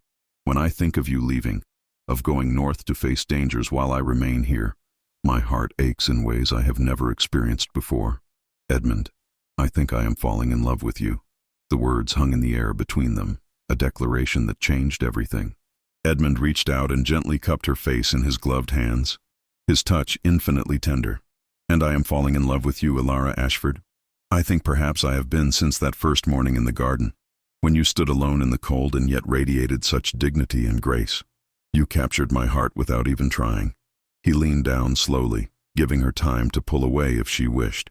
But Alara did not pull away. Instead, she rose slightly on her toes to meet him halfway, and their lips touched in a kiss that was gentle and sweet and filled with all the emotion that had been building between them. The world seemed to fall away, leaving only the two of them in that frozen garden, two souls finding each other against all odds. When they finally parted, both were breathless. Alara rested her forehead against Edmund's chest, feeling the solid strength of him, the steady beat of his heart beneath the layers of wool and leather. "What happens now?" she asked quietly. "You still have your duty to the king. You still must travel north." "I do," Edmund acknowledged, wrapping his arms around her and holding her close. "But my duty does not negate my feelings, nor does it mean we cannot have a future together. When I complete my mission and return, I will speak with your father. I will ask for his blessing to court you properly, and if you are willing, I will ask you to be my wife." Alara pulled back to look up at him, her eyes shining with tears and happiness. "I am willing, more than willing. But Edmund, your life is one of service to the crown. You travel constantly, face dangers regularly. How would we manage such a life together?" "We would manage it the way all couples manage challenges, together," Edmund said firmly. "Yes, my duty takes me to dangerous places, but it does not mean you must remain behind always. And when the time comes that I have served my years as the king's champion, we will find a place to settle, to build a life together." perhaps even here at Thornfield, if that is what you wish. But wherever we are, whatever we face, we will face it as partners, as equals, as two people who chose each other against all odds. They kissed again, longer this time, deeper, sealing the promise between them. When they finally made their way back to the castle, walking hand in hand, both felt as though they were floating. The darkness that had surrounded Alara for so long had lifted, replaced by light and hope, and the promise of a future she had thought lost forever. The next several days were filled with both resolution and preparation. A messenger was dispatched to summon the king's magistrate to deal with Lady Vivian's crimes. In the meantime, Vivian remained locked in the tower chamber, her requests for clemency or negotiation falling on deaf ears. Lord Ashford could barely bring himself to think about the woman who had so thoroughly deceived him, let alone speak with her. The betrayal cut too deeply, and he threw himself into rebuilding his relationship with his daughter instead. Father and daughter spent long hours together, talking, reminiscing about Alara's mother, and slowly healing the wounds that Vivian had inflicted on their family. Lord Ashford listened as Alara told him about the loneliness and isolation she had endured, about the moments when she had almost given up hope. He wept openly at times, overwhelmed by remorse for his blindness and the pain he had caused. But Alara, whose capacity for forgiveness was as great as her strength, met him with understanding and love, knowing that he too had been a victim of Vivian's manipulations. One afternoon, as they sat together in the solar where Alara's mother used to sew, Lord Ashford broached a subject that had been on his mind. "Alara, I have noticed that you and Sir Edmund have grown quite close. I have seen the way you look at each other, the way you seek each other's company. Tell me truly, has something developed between you?" Alara felt her cheeks warm, but she met her father's gaze directly. "Yes, father. Edmund and I have confessed our feelings for each other. We are in love, and he has told me that when he returns from his northern journey, he intends to ask your permission to court me formally." Lord Ashford was quiet for a moment, considering. Then a small smile, the first genuine smile Alara had seen from him in months, crossed his face. "Sir Edmund is a good man, one of the finest I have ever met. He saw the truth when I could not, and he fought for you when you needed a champion. If you love him and he loves you, then you have my blessing already. When he returns and asks formally, I will give him my enthusiastic approval." "Thank you, father," Alara said, embracing him warmly. "Your blessing means everything to me." "I want you to be happy, my dear girl," Lord Ashford said, his voice thick with emotion. "After everything you have endured, you deserve all the happiness in the world. And if Sir Edmund can provide that happiness, then I am grateful to him beyond measure." The days passed quickly, filled with activity and anticipation. Edmund prepared for his departure north, ensuring that his men and horses were ready for the journey through winter terrain. He also spent as much time as possible with Alara, walking with her in the gardens, sitting with her by the fire in the great hall, talking about everything and nothing, learning about each other's hopes and dreams and fears. One evening, as they sat together in a quiet corner of the hall, Edmund told her about his childhood, about the father who had taught him that true nobility lay not in titles or wealth, but in character and service. "He died when I was 16, Edmund said quietly. "Killed in battle defending a village from raiders. He could have stayed back with the other nobles, directing the fight from safety, but that was not his way. He led from the front, and he died protecting people he had never met. I swore that day that I would honor his memory by living as he had lived, by putting others before myself, and fighting for those who could not fight for themselves. He would be proud of you," Alara said softly. "You embody everything he taught you. You are exactly the kind of man he hoped you would become." "I hope so," Edmund replied. "And I hope I can be the kind of man you deserve, Alara. Someone worthy of your love and your trust." "You already are," she assured him, taking his hand in hers. "You have proven that beyond any doubt." The night before Edmund's departure arrived too quickly. A feast was held in his honor, with Lord Ashford praising the knight's service and character before the assembled household.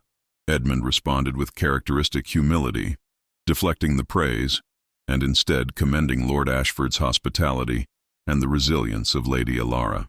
When the meal concluded, Edmund and Alara stole away to their favorite spot in the gardens one last time. The night was cold but clear, with a full moon illuminating the landscape in silver light. They walked to the frozen fountain and stood beside it, neither wanting to speak first, both knowing that the morning would bring a separation that, however temporary, would be painful. "I do not want you to go," Ilara said finally, her voice small in the vast night. "I know you must. I know your duty calls, but I wish I could keep you here with me, safe from whatever dangers await you in the north." "I will be safe," Edmund promised, pulling her close. "I have been in countless battles and emerged unscathed. I will complete my mission and return to you as quickly as possible, and when I do, we will begin our life together properly, without shadows or secrets between us." "How long will you be gone?" Ilara asked, though she feared the answer. "My orders require me to inspect all the border fortifications and report back to the king. That will take at least 2 months, perhaps 3 if the winter weather is particularly harsh. But I will write to you whenever I can, and I will think of you every day, every moment. You have become the center of my world, Ilara, and being apart from you will be the hardest thing I have ever done." "Then let us not waste this night in sadness," Ilara said, looking up at him with eyes that reflected the moonlight. "Let us instead remember why we are doing this, what we are working toward. Let us hold each other and make memories that will sustain us through the lonely days ahead."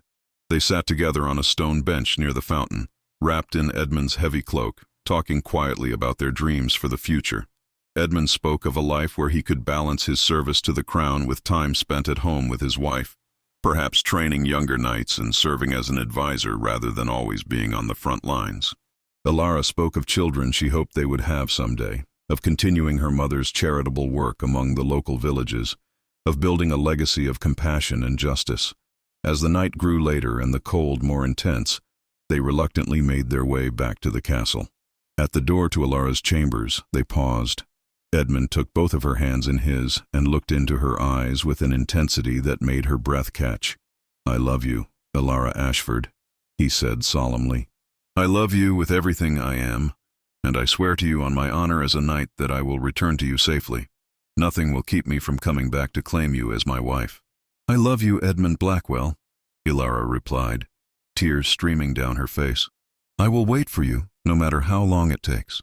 You carry my heart with you on your journey, and I pray every day for your safe return." They kissed one final time, a kiss filled with longing and promise and the bittersweet ache of impending separation. Then Edmund forced himself to step back, to release her hands, to turn and walk away before his resolve could weaken. Ilara watched him go, her hand pressed to her lips, memorizing every detail of his retreating form. The next morning dawned gray and cold, with fresh snow beginning to fall as Edmund and his men prepared to depart. The courtyard was bustling with activity as horses were saddled and supplies loaded onto pack animals. Lord Ashford was there to see them off, as were most of the household, including Ilara, wrapped in her warmest cloak. Edmund mounted his horse, a powerful destrier named Thunder, and adjusted his sword at his side. He wore full armor now, ready for whatever the journey might bring. He looked down at Lord Ashford and inclined his head respectfully.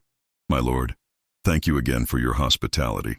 I will report to His Majesty that Thornfield Castle is well managed and prepared for any threats that may arise." "Travel safely, Sir Edmund," Lord Ashford replied, "and know that you are always welcome in my home. When you return, I hope it will be as more than just a guest." Edmund's eyes found Ilara in the crowd, and he held her gaze for a long moment.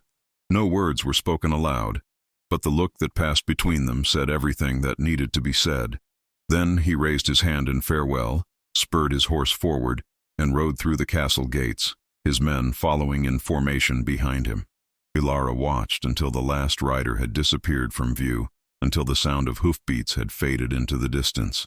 She stood in the falling snow, her hand pressed over her heart, feeling the ache of separation, but also the warmth of hope. He would return. She believed that with every fiber of her being, and when he did, they would begin the life they had promised each other, a life built on truth and trust and love that had been tested in fire and emerged stronger for it. The weeks that followed Edmund's departure were both difficult and healing for Ilara. The castle seemed emptier without his presence, and she found herself missing him with an intensity that surprised her. But she also threw herself into rebuilding her life and her relationships within the household. She worked alongside Marjorie to reorganize the household management, implementing new systems to prevent the kind of financial manipulation that Vivienne had practiced. She spent time with the village women, learning about their needs and challenges, and working with her father to provide assistance where it was needed. The king's magistrate arrived 3 weeks after Edmund's departure, a stern man named Sir William Grayson who took his duties very seriously. He conducted a thorough investigation into Lady Vivienne's crimes, interviewing witnesses, examining documents, and even sending inquiries to her previous residences. The evidence he compiled was damning, painting a picture of a woman who had systematically deceived and stolen from multiple households, and who was quite possibly responsible for the deaths of her previous husbands. The trial was held in the Great Hall, with Lord Ashford presiding alongside Sir William. Vivienne was brought from her tower chamber, thinner now, and with her beauty somewhat diminished by her confinement, but still defiant. She admitted to the theft and falsification of records, but vehemently denied any involvement in the deaths of her former husbands. "You have no proof of murder," she said coldly. "Only suspicions and rumors. Yes, I stole money. Yes, I manipulated Lord Ashford and his household. But I killed no one, and you cannot prove otherwise." Sir William regarded her with cold eyes. "Whether or not we can prove murder in this court, the evidence of your other crimes is overwhelming. You have confessed to theft, fraud, and conspiracy to defame Lady Alara.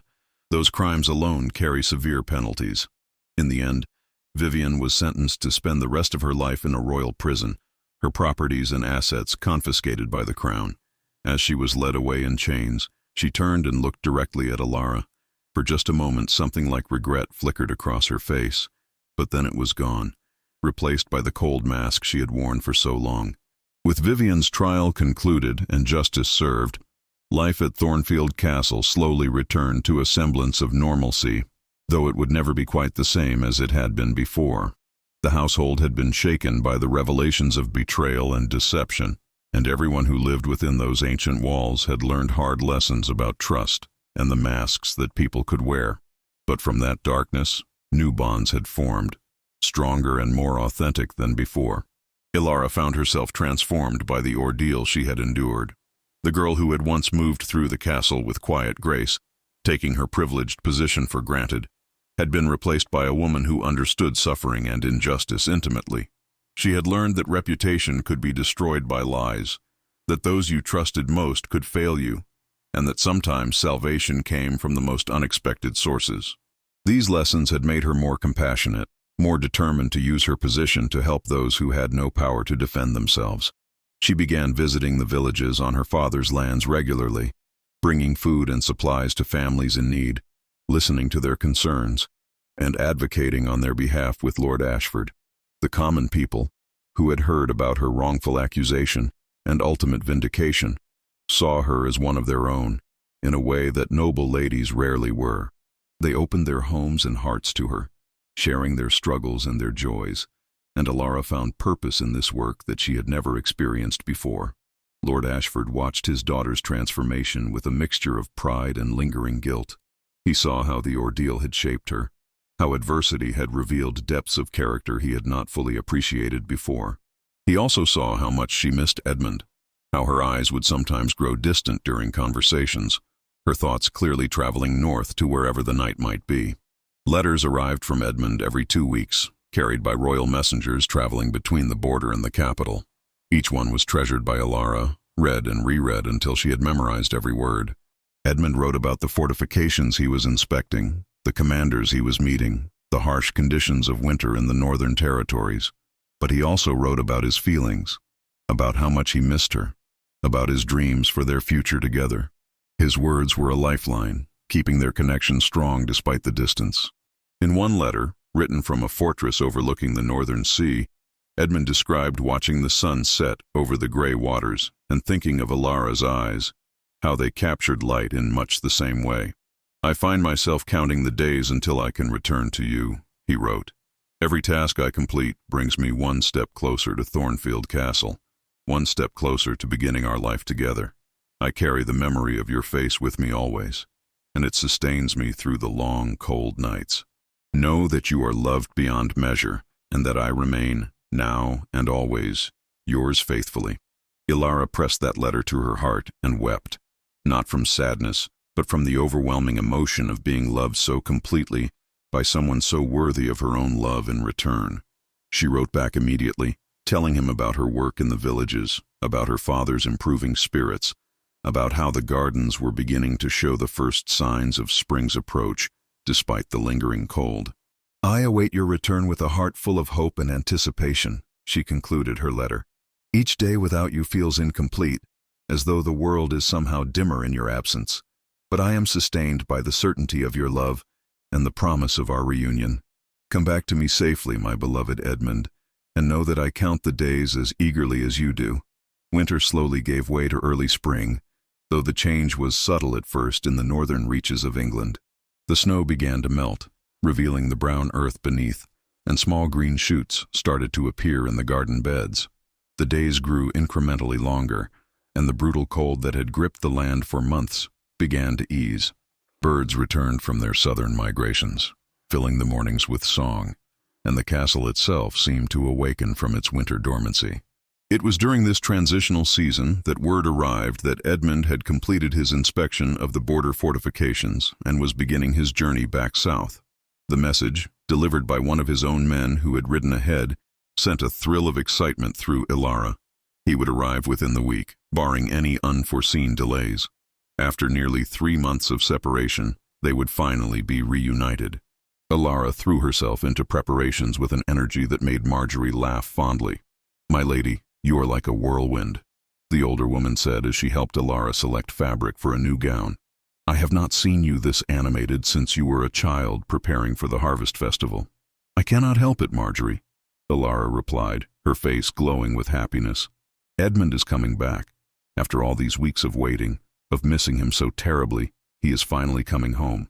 And this time, when he arrives, we can be open about our feelings.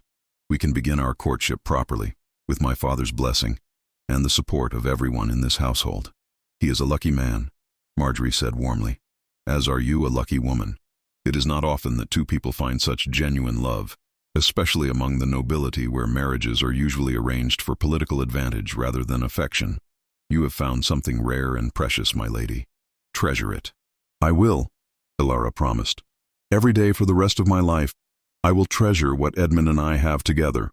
The gown they selected was made of a beautiful deep green silk, the color of new leaves in spring, with delicate embroidery and silver thread along the sleeves and hem.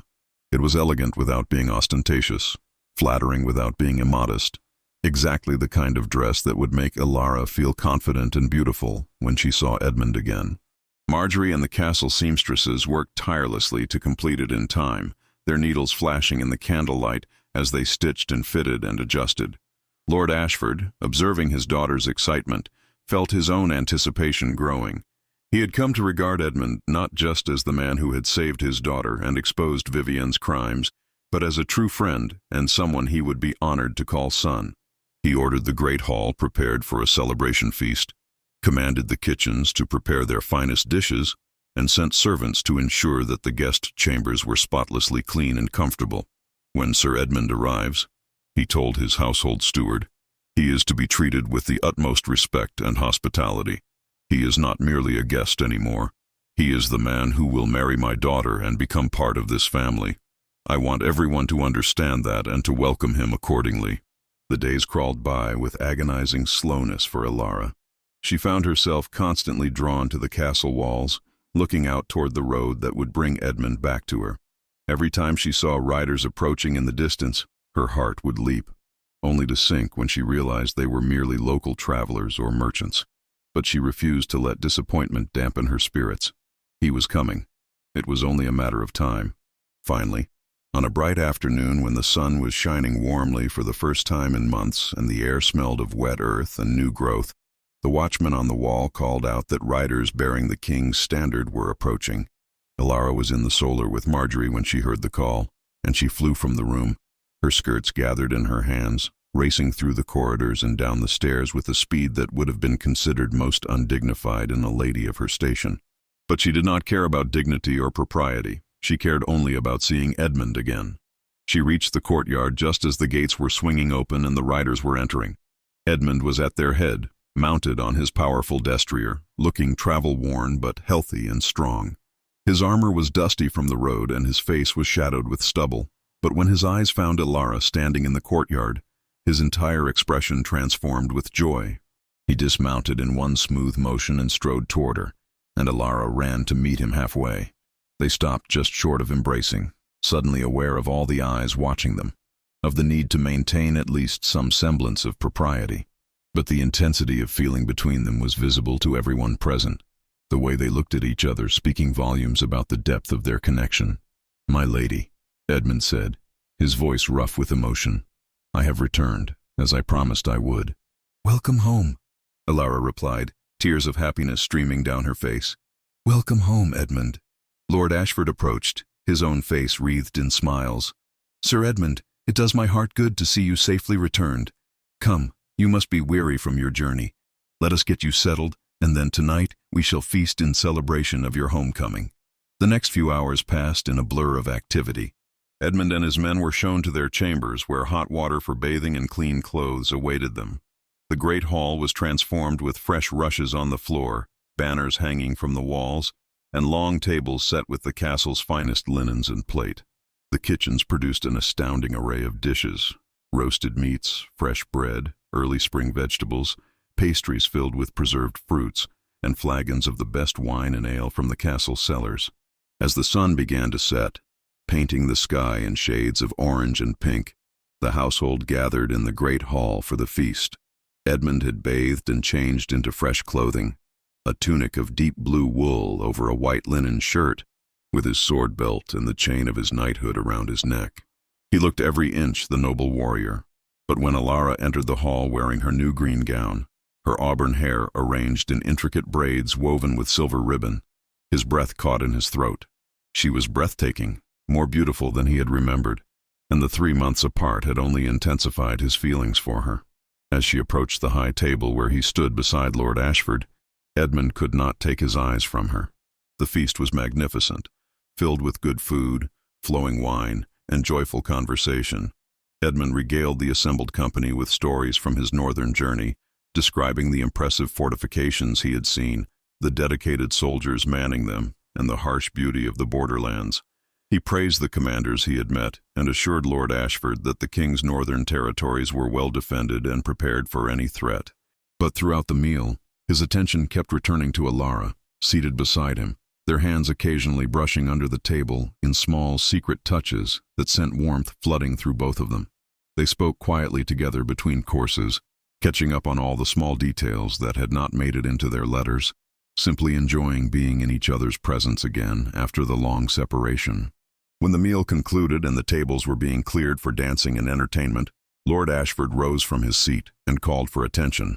The hall gradually fell silent, all eyes turning toward the high table. "My friends," Lord Ashford began, his voice carrying across the hall, "we are gathered tonight to celebrate the safe return of Sir Edmund Blackwell, the king's champion, who has completed his mission to the north and returned to honor us with his presence once more. But there is another reason for celebration tonight, one that fills my heart with joy." He turned to Edmund, gesturing for him to stand. Edmund rose, his expression respectful, but his eyes showing curiosity about what Lord Ashford intended to say. "Sir Edmund," Lord Ashford continued, "you came to Thornfield Castle as a guest, but you became far more than that. You saw injustice being done to my daughter, and you fought to expose it, even when it would have been easier to simply continue on your way. You stood by her when I, her own father, failed her. You brought truth to light and saved not just Alara, but our entire family from the poison that had infected our household. For these things, I owe you a debt I can never fully repay." Edmund inclined his head. "My lord, I did only what honor demanded. No debt exists between us." "Nevertheless," Lord Ashford said, "a debt exists, and I wish to acknowledge it publicly. But more than that, I have observed the affection that has grown between you and my daughter.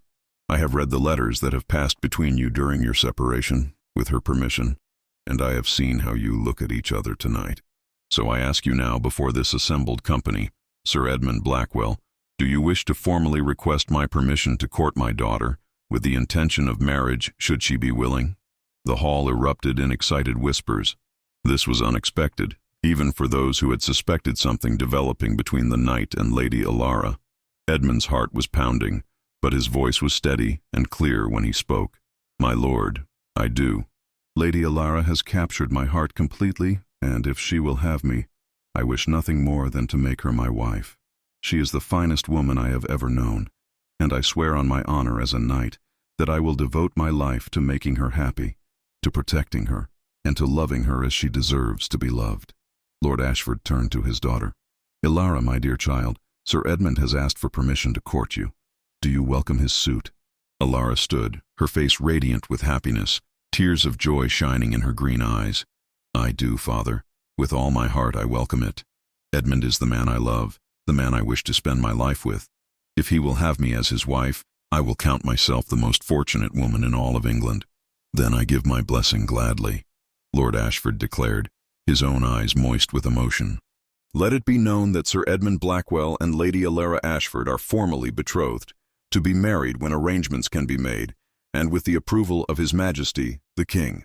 The hall erupted in cheers and applause.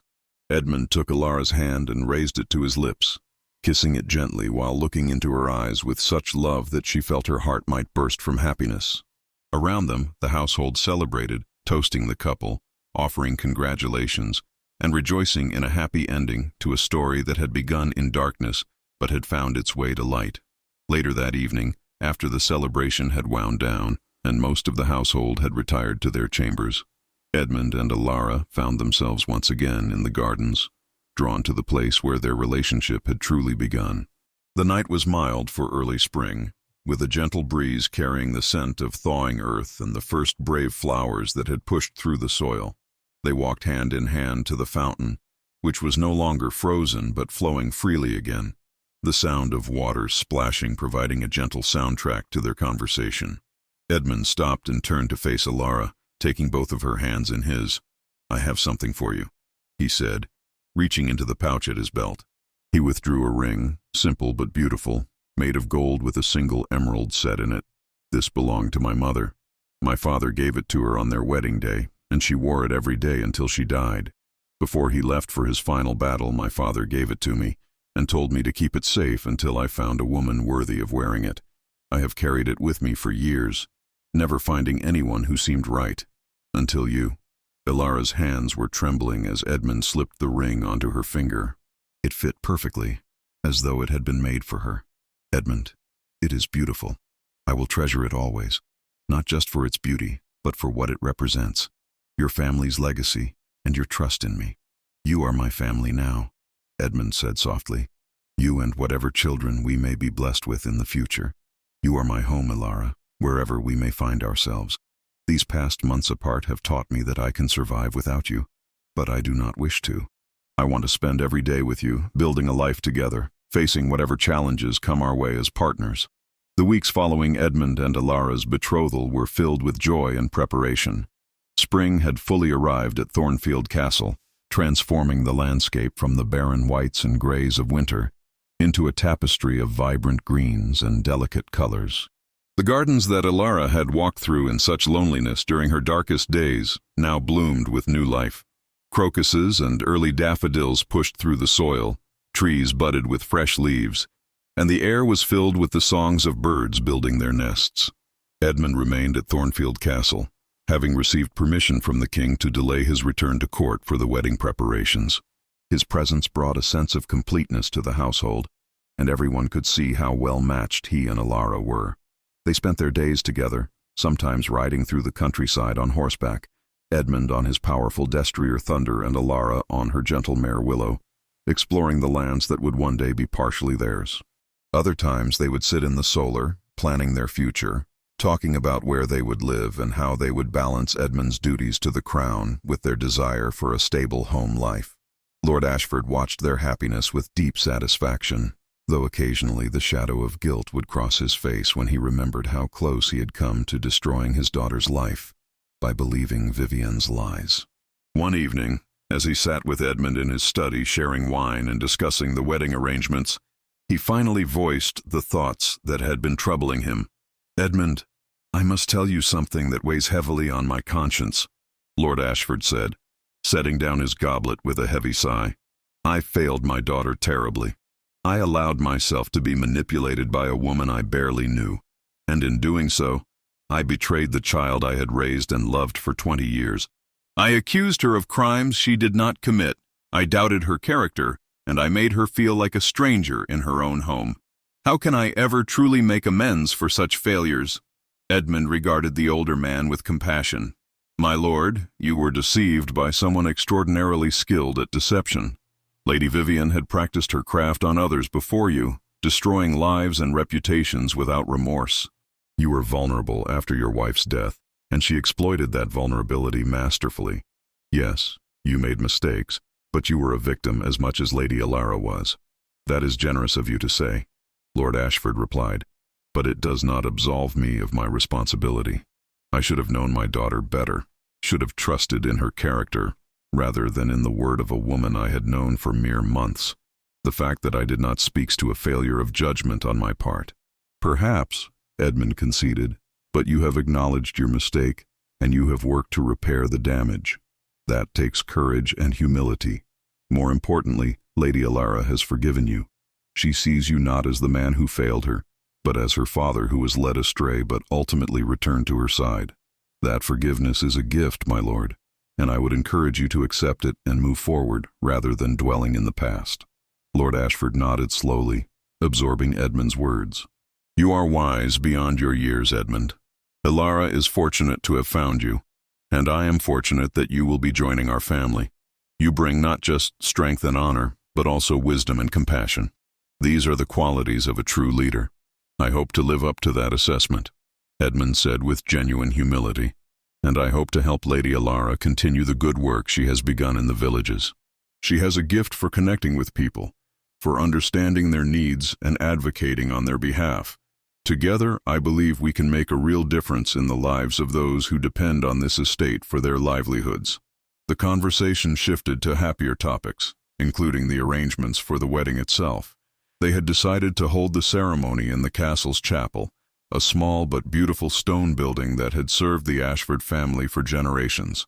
The chapel's walls were adorned with colored glass windows that cast rainbow patterns across the floor when the sun shone through them, and it had a simple elegance that both Edmund and Alara preferred to a grander venue. The guest list was being carefully compiled, including neighboring nobles, knights who served with Edmund, representatives from the villages on the estate, and of course the household servants who had remained loyal to Alara during her trials. Lord Ashford had also sent word to the king, inviting His Majesty to attend if his duties permitted, though they were prepared to proceed without royal presence if necessary. Alara herself was involved in every detail of the planning, working closely with Marjorie and the other women of the household. She selected flowers for the chapel decorations, chose the menu for the wedding feast, and oversaw the creation of her wedding gown.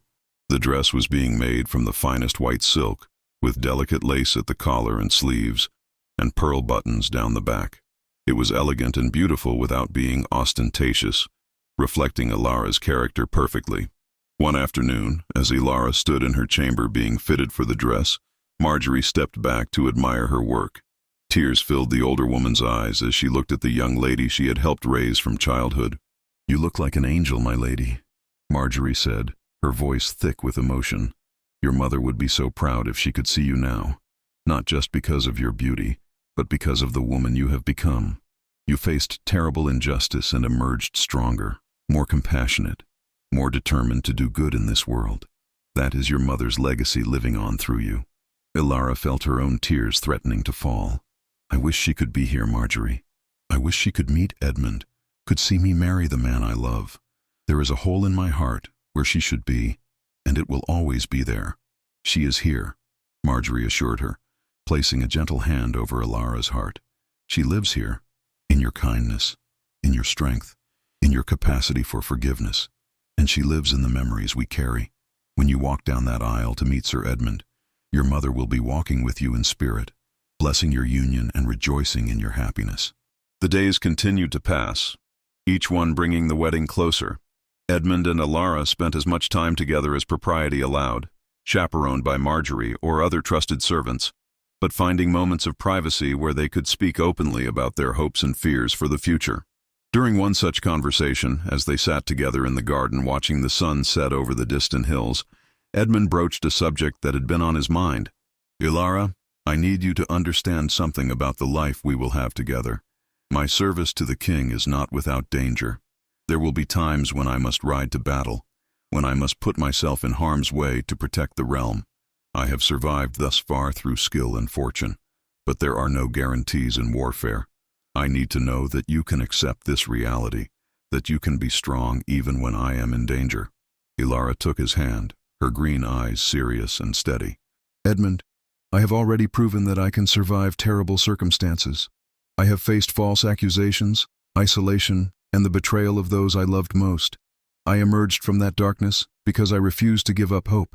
If I could endure that, I can endure the worry of having a husband who serves in dangerous capacities.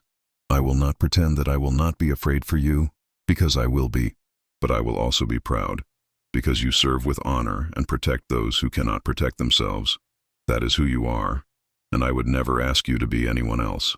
Thank you, Edmund said, bringing her hand to his lips and kissing it gently. Your understanding means everything to me, and I promise you this, I will always come back to you. No matter what dangers I face, I will fight with everything I have to return to your side. You are my reason for living, Ilara, and that gives me strength beyond anything I possessed before I met you. They sat together in comfortable silence as the last rays of sunlight faded and the first stars began to appear in the darkening sky. The night air was growing cool, but neither wanted to leave this peaceful moment, this perfect bubble of contentment where nothing existed except their love for each other and their certainty that they were meant to be together.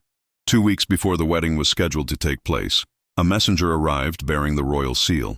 The entire household gathered in the great hall as Lord Ashford broke the seal and read the letter aloud. It was from the king himself, expressing his approval of the match between Sir Edmund Blackwell and Lady Ilara Ashford, and announcing that he would indeed attend the wedding, bringing with him a small retinue of nobles and knights. The king's letter also contained praise for Edmund's service on the northern border and commendation for the way he had handled the situation with Lady Vivian. The news that the king himself would be attending sent the household into a frenzy of preparation. Every room in the castle was cleaned and polished until it gleamed.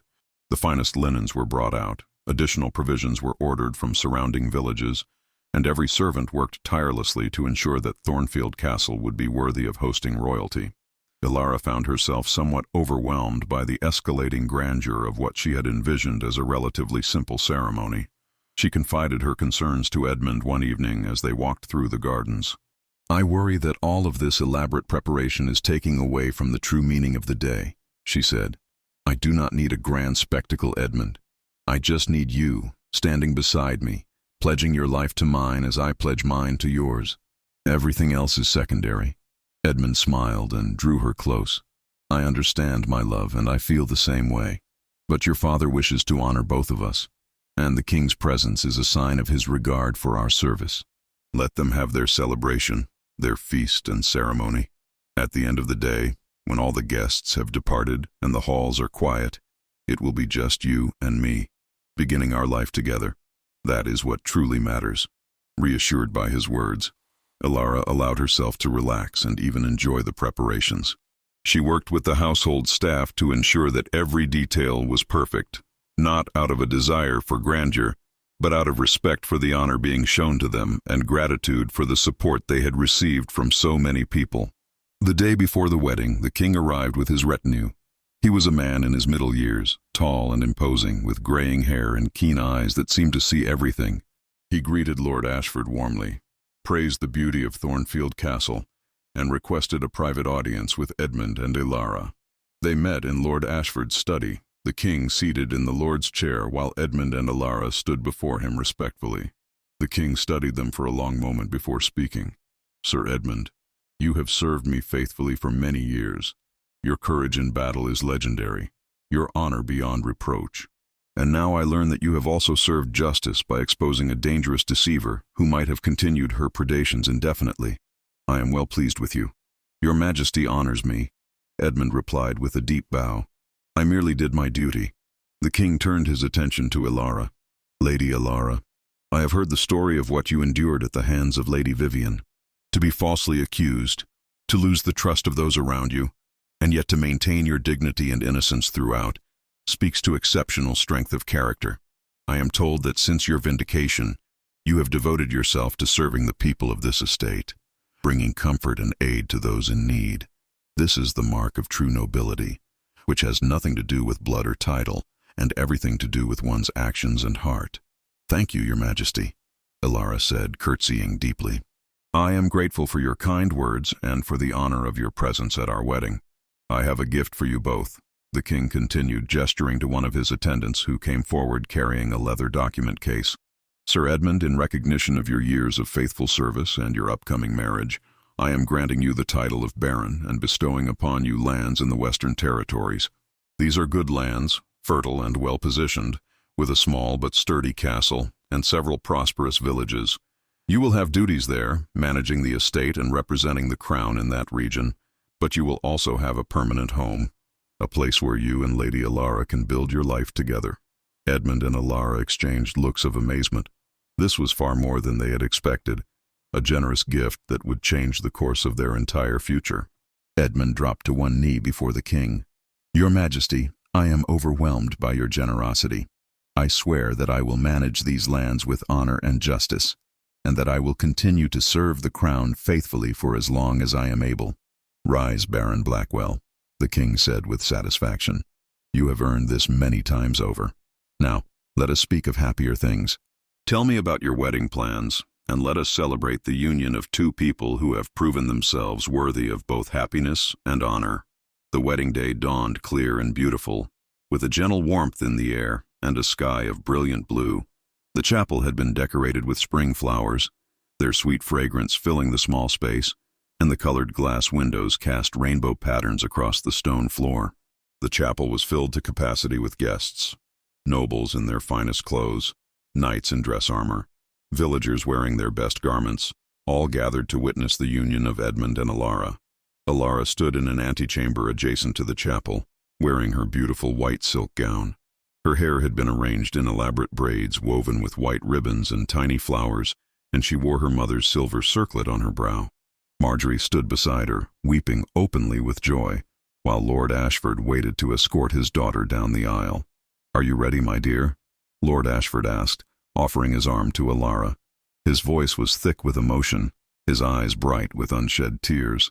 Are you ready to begin this new chapter of your life? I am, Elara replied, her voice steady, despite the butterflies in her stomach. I have never been more ready for anything. The doors to the chapel opened, and the assembled guests rose to their feet. A musician began to play a gentle melody on a lute, and Elara began her walk down the aisle on her father's arm. Her eyes immediately found Edmund, standing at the altar in his finest clothes, a tunic of midnight blue silk embroidered with silver thread, a white linen shirt beneath, and a cloak of deep blue lined with ermine, fastened with a silver chain. His sword hung at his side, for a knight was never truly dressed without his weapon, and his dark hair had been carefully combed back from his face, but it was his expression that captured Elara's attention and held it. As she walked toward him, she saw in his eyes such love, such devotion, such absolute certainty that she was his entire world. Tears spilled down her cheeks, but they were tears of pure joy, of a happiness so complete that it could not be contained. When she reached the altar, Lord Ashford placed Elara's hand in Edmund's with a gesture that spoke of trust and blessing. Take care of my daughter, he whispered to Edmund. She is the most precious thing in my life.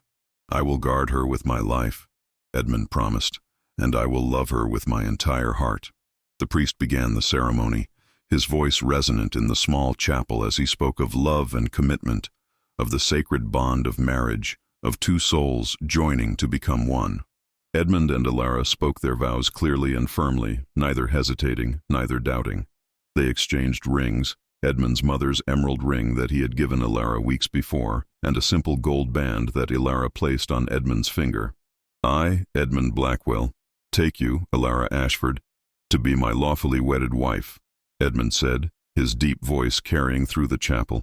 I promise to love you, honor you, protect you, and cherish you for all the days of my life. In times of joy and in times of sorrow, in times of plenty and in times of want, I will stand beside you as your husband, your partner, and your greatest champion. This I swear before God and these witnesses. I, Elara Ashford, take you, Edmund Blackwell, To be my lawfully wedded husband, Ilara replied, her voice clear and strong. I promise to love you, honor you, support you, and cherish you for all the days of my life. In times of peace and in times of danger, in times of certainty and in times of doubt, I will stand beside you as your wife, your partner, and your most faithful companion. This I swear before God and these witnesses. The priest raised his hands in blessing. By the power vested in me by God and the Holy Church, I now pronounce you husband and wife. What God has joined together, let no man put asunder. Baron Blackwell, you may kiss your bride. Edmund cupped Ilara's face gently in his hands and kissed her with a tenderness that made several people in the audience weep openly. When they pulled apart, both were smiling through their tears, their faces radiant with joy.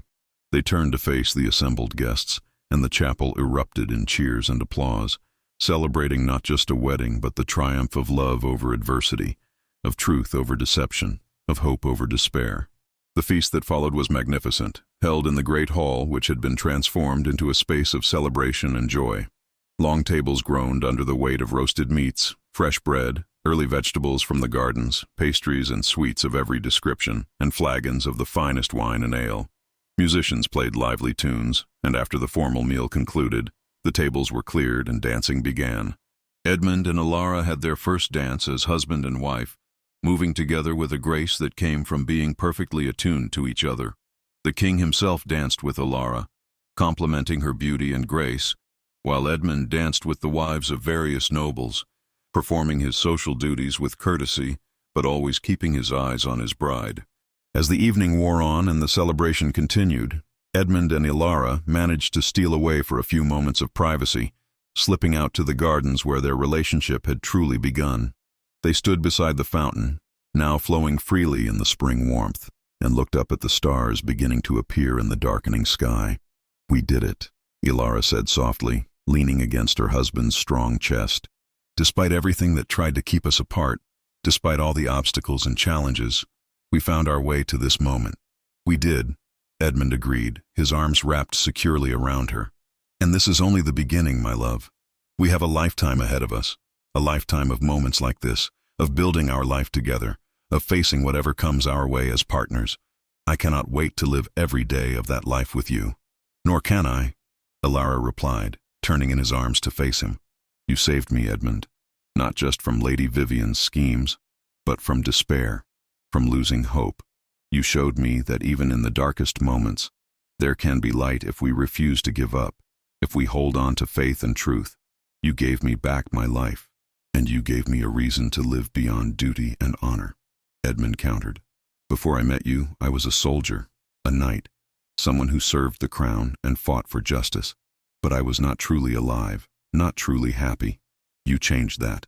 You showed me that there is more to life than battles and obligations, that love and connection and building a future with someone you cherish is what makes life worth living.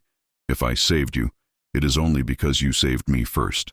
They kissed again, long and deep, sealing their promises to each other beneath the stars.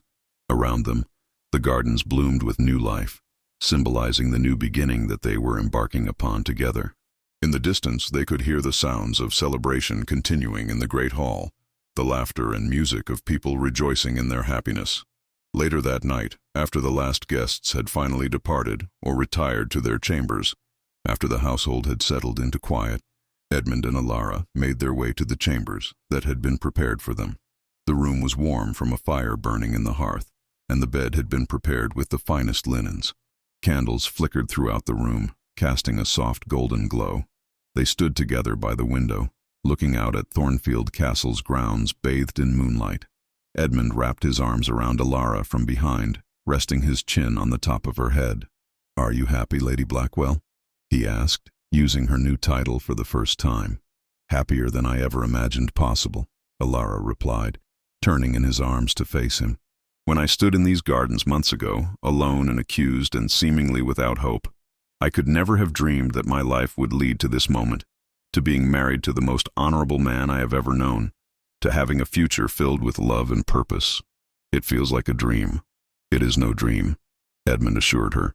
"It is real as my love for you, as real as the vows we spoke today. This is our life now, Ilara.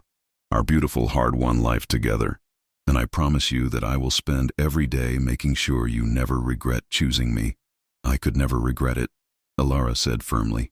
You are my heart, Edmund Blackwell. You are my home, my love, my everything. I thank God every day for bringing you to Thornfield Castle, for putting you in my path when I needed you most. Together, we can face anything. Together, Edmund echoed, and kissed her once more. In the months and years that followed, Baron Edmund Blackwell and Baroness Alara Blackwell built a life that exceeded even their most optimistic hopes. They traveled to their new lands in the west, where they found a small but sturdy castle surrounded by fertile fields and prosperous villages. They threw themselves into the work of managing the estate, implementing fair policies, supporting the local people, and creating a community built on justice and compassion. Alara continued the charitable work she had begun at Thornfield Castle, visiting villages, bringing aid to those in need, and advocating for those who had no voice. Edmund balanced his duties to the crown with his responsibilities as a baron, occasionally being called to serve in military capacities but always returning home to his wife and eventually to their children. They had 4 children over the years, 2 sons and 2 daughters, each one healthy and loved beyond measure. Edmund taught his sons the arts of warfare and the importance of honor, while Alara taught all of her children compassion, justice, and the value of every human life. The children grew up hearing the story of how their parents met, how their mother was falsely accused but vindicated, how their father stood by her when no one else would, and how their love conquered adversity. Lord Ashford lived long enough to see his grandchildren born and to watch his daughter flourish in her new life. He never fully forgave himself for doubting Alara, but he found peace in knowing that she had forgiven him and that their relationship had been restored. When he died peacefully in his sleep at a ripe old age, both Edmund and Alara were at his bedside, and his last words were of love and pride for his daughter and the family she had created. Marjorie remained with them for many years, serving as nursemaid to their children and as a beloved member of the household. When she finally passed away, elderly and content, Alara wept for days, mourning the woman who had been more than a servant, who had been a second mother and a faithful friend through the darkest days of her life. Through all the years, through all the challenges and triumphs, Edmund and Alara's love never wavered.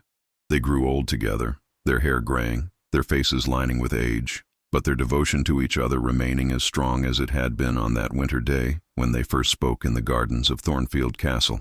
They had proven that love born from adversity could endure, that truth would always prevail over lies, and that 2 people who truly belong together can overcome any obstacle to find their way to happiness.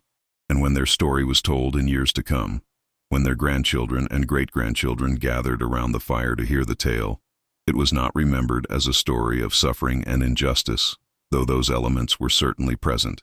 Instead, it was remembered as a story of hope, of courage, of the power of one person standing up for another, and of love that conquered all obstacles to create a legacy that would endure for generations. Baron Edmund Blackwell and Baroness Alara Blackwell lived long, full lives, surrounded by family, respected by all who knew them, and deeply, completely happy in the life they had built together. And when they finally passed from this world, within days of each other, as so many devoted couples do, they left behind not just lands and titles and descendants, but a story that would inspire others for centuries to come. The story of a woman unjustly condemned who found redemption through helping those who had hated her, and of a knight who stood by her side and showed the world that truth and love will always triumph in the end.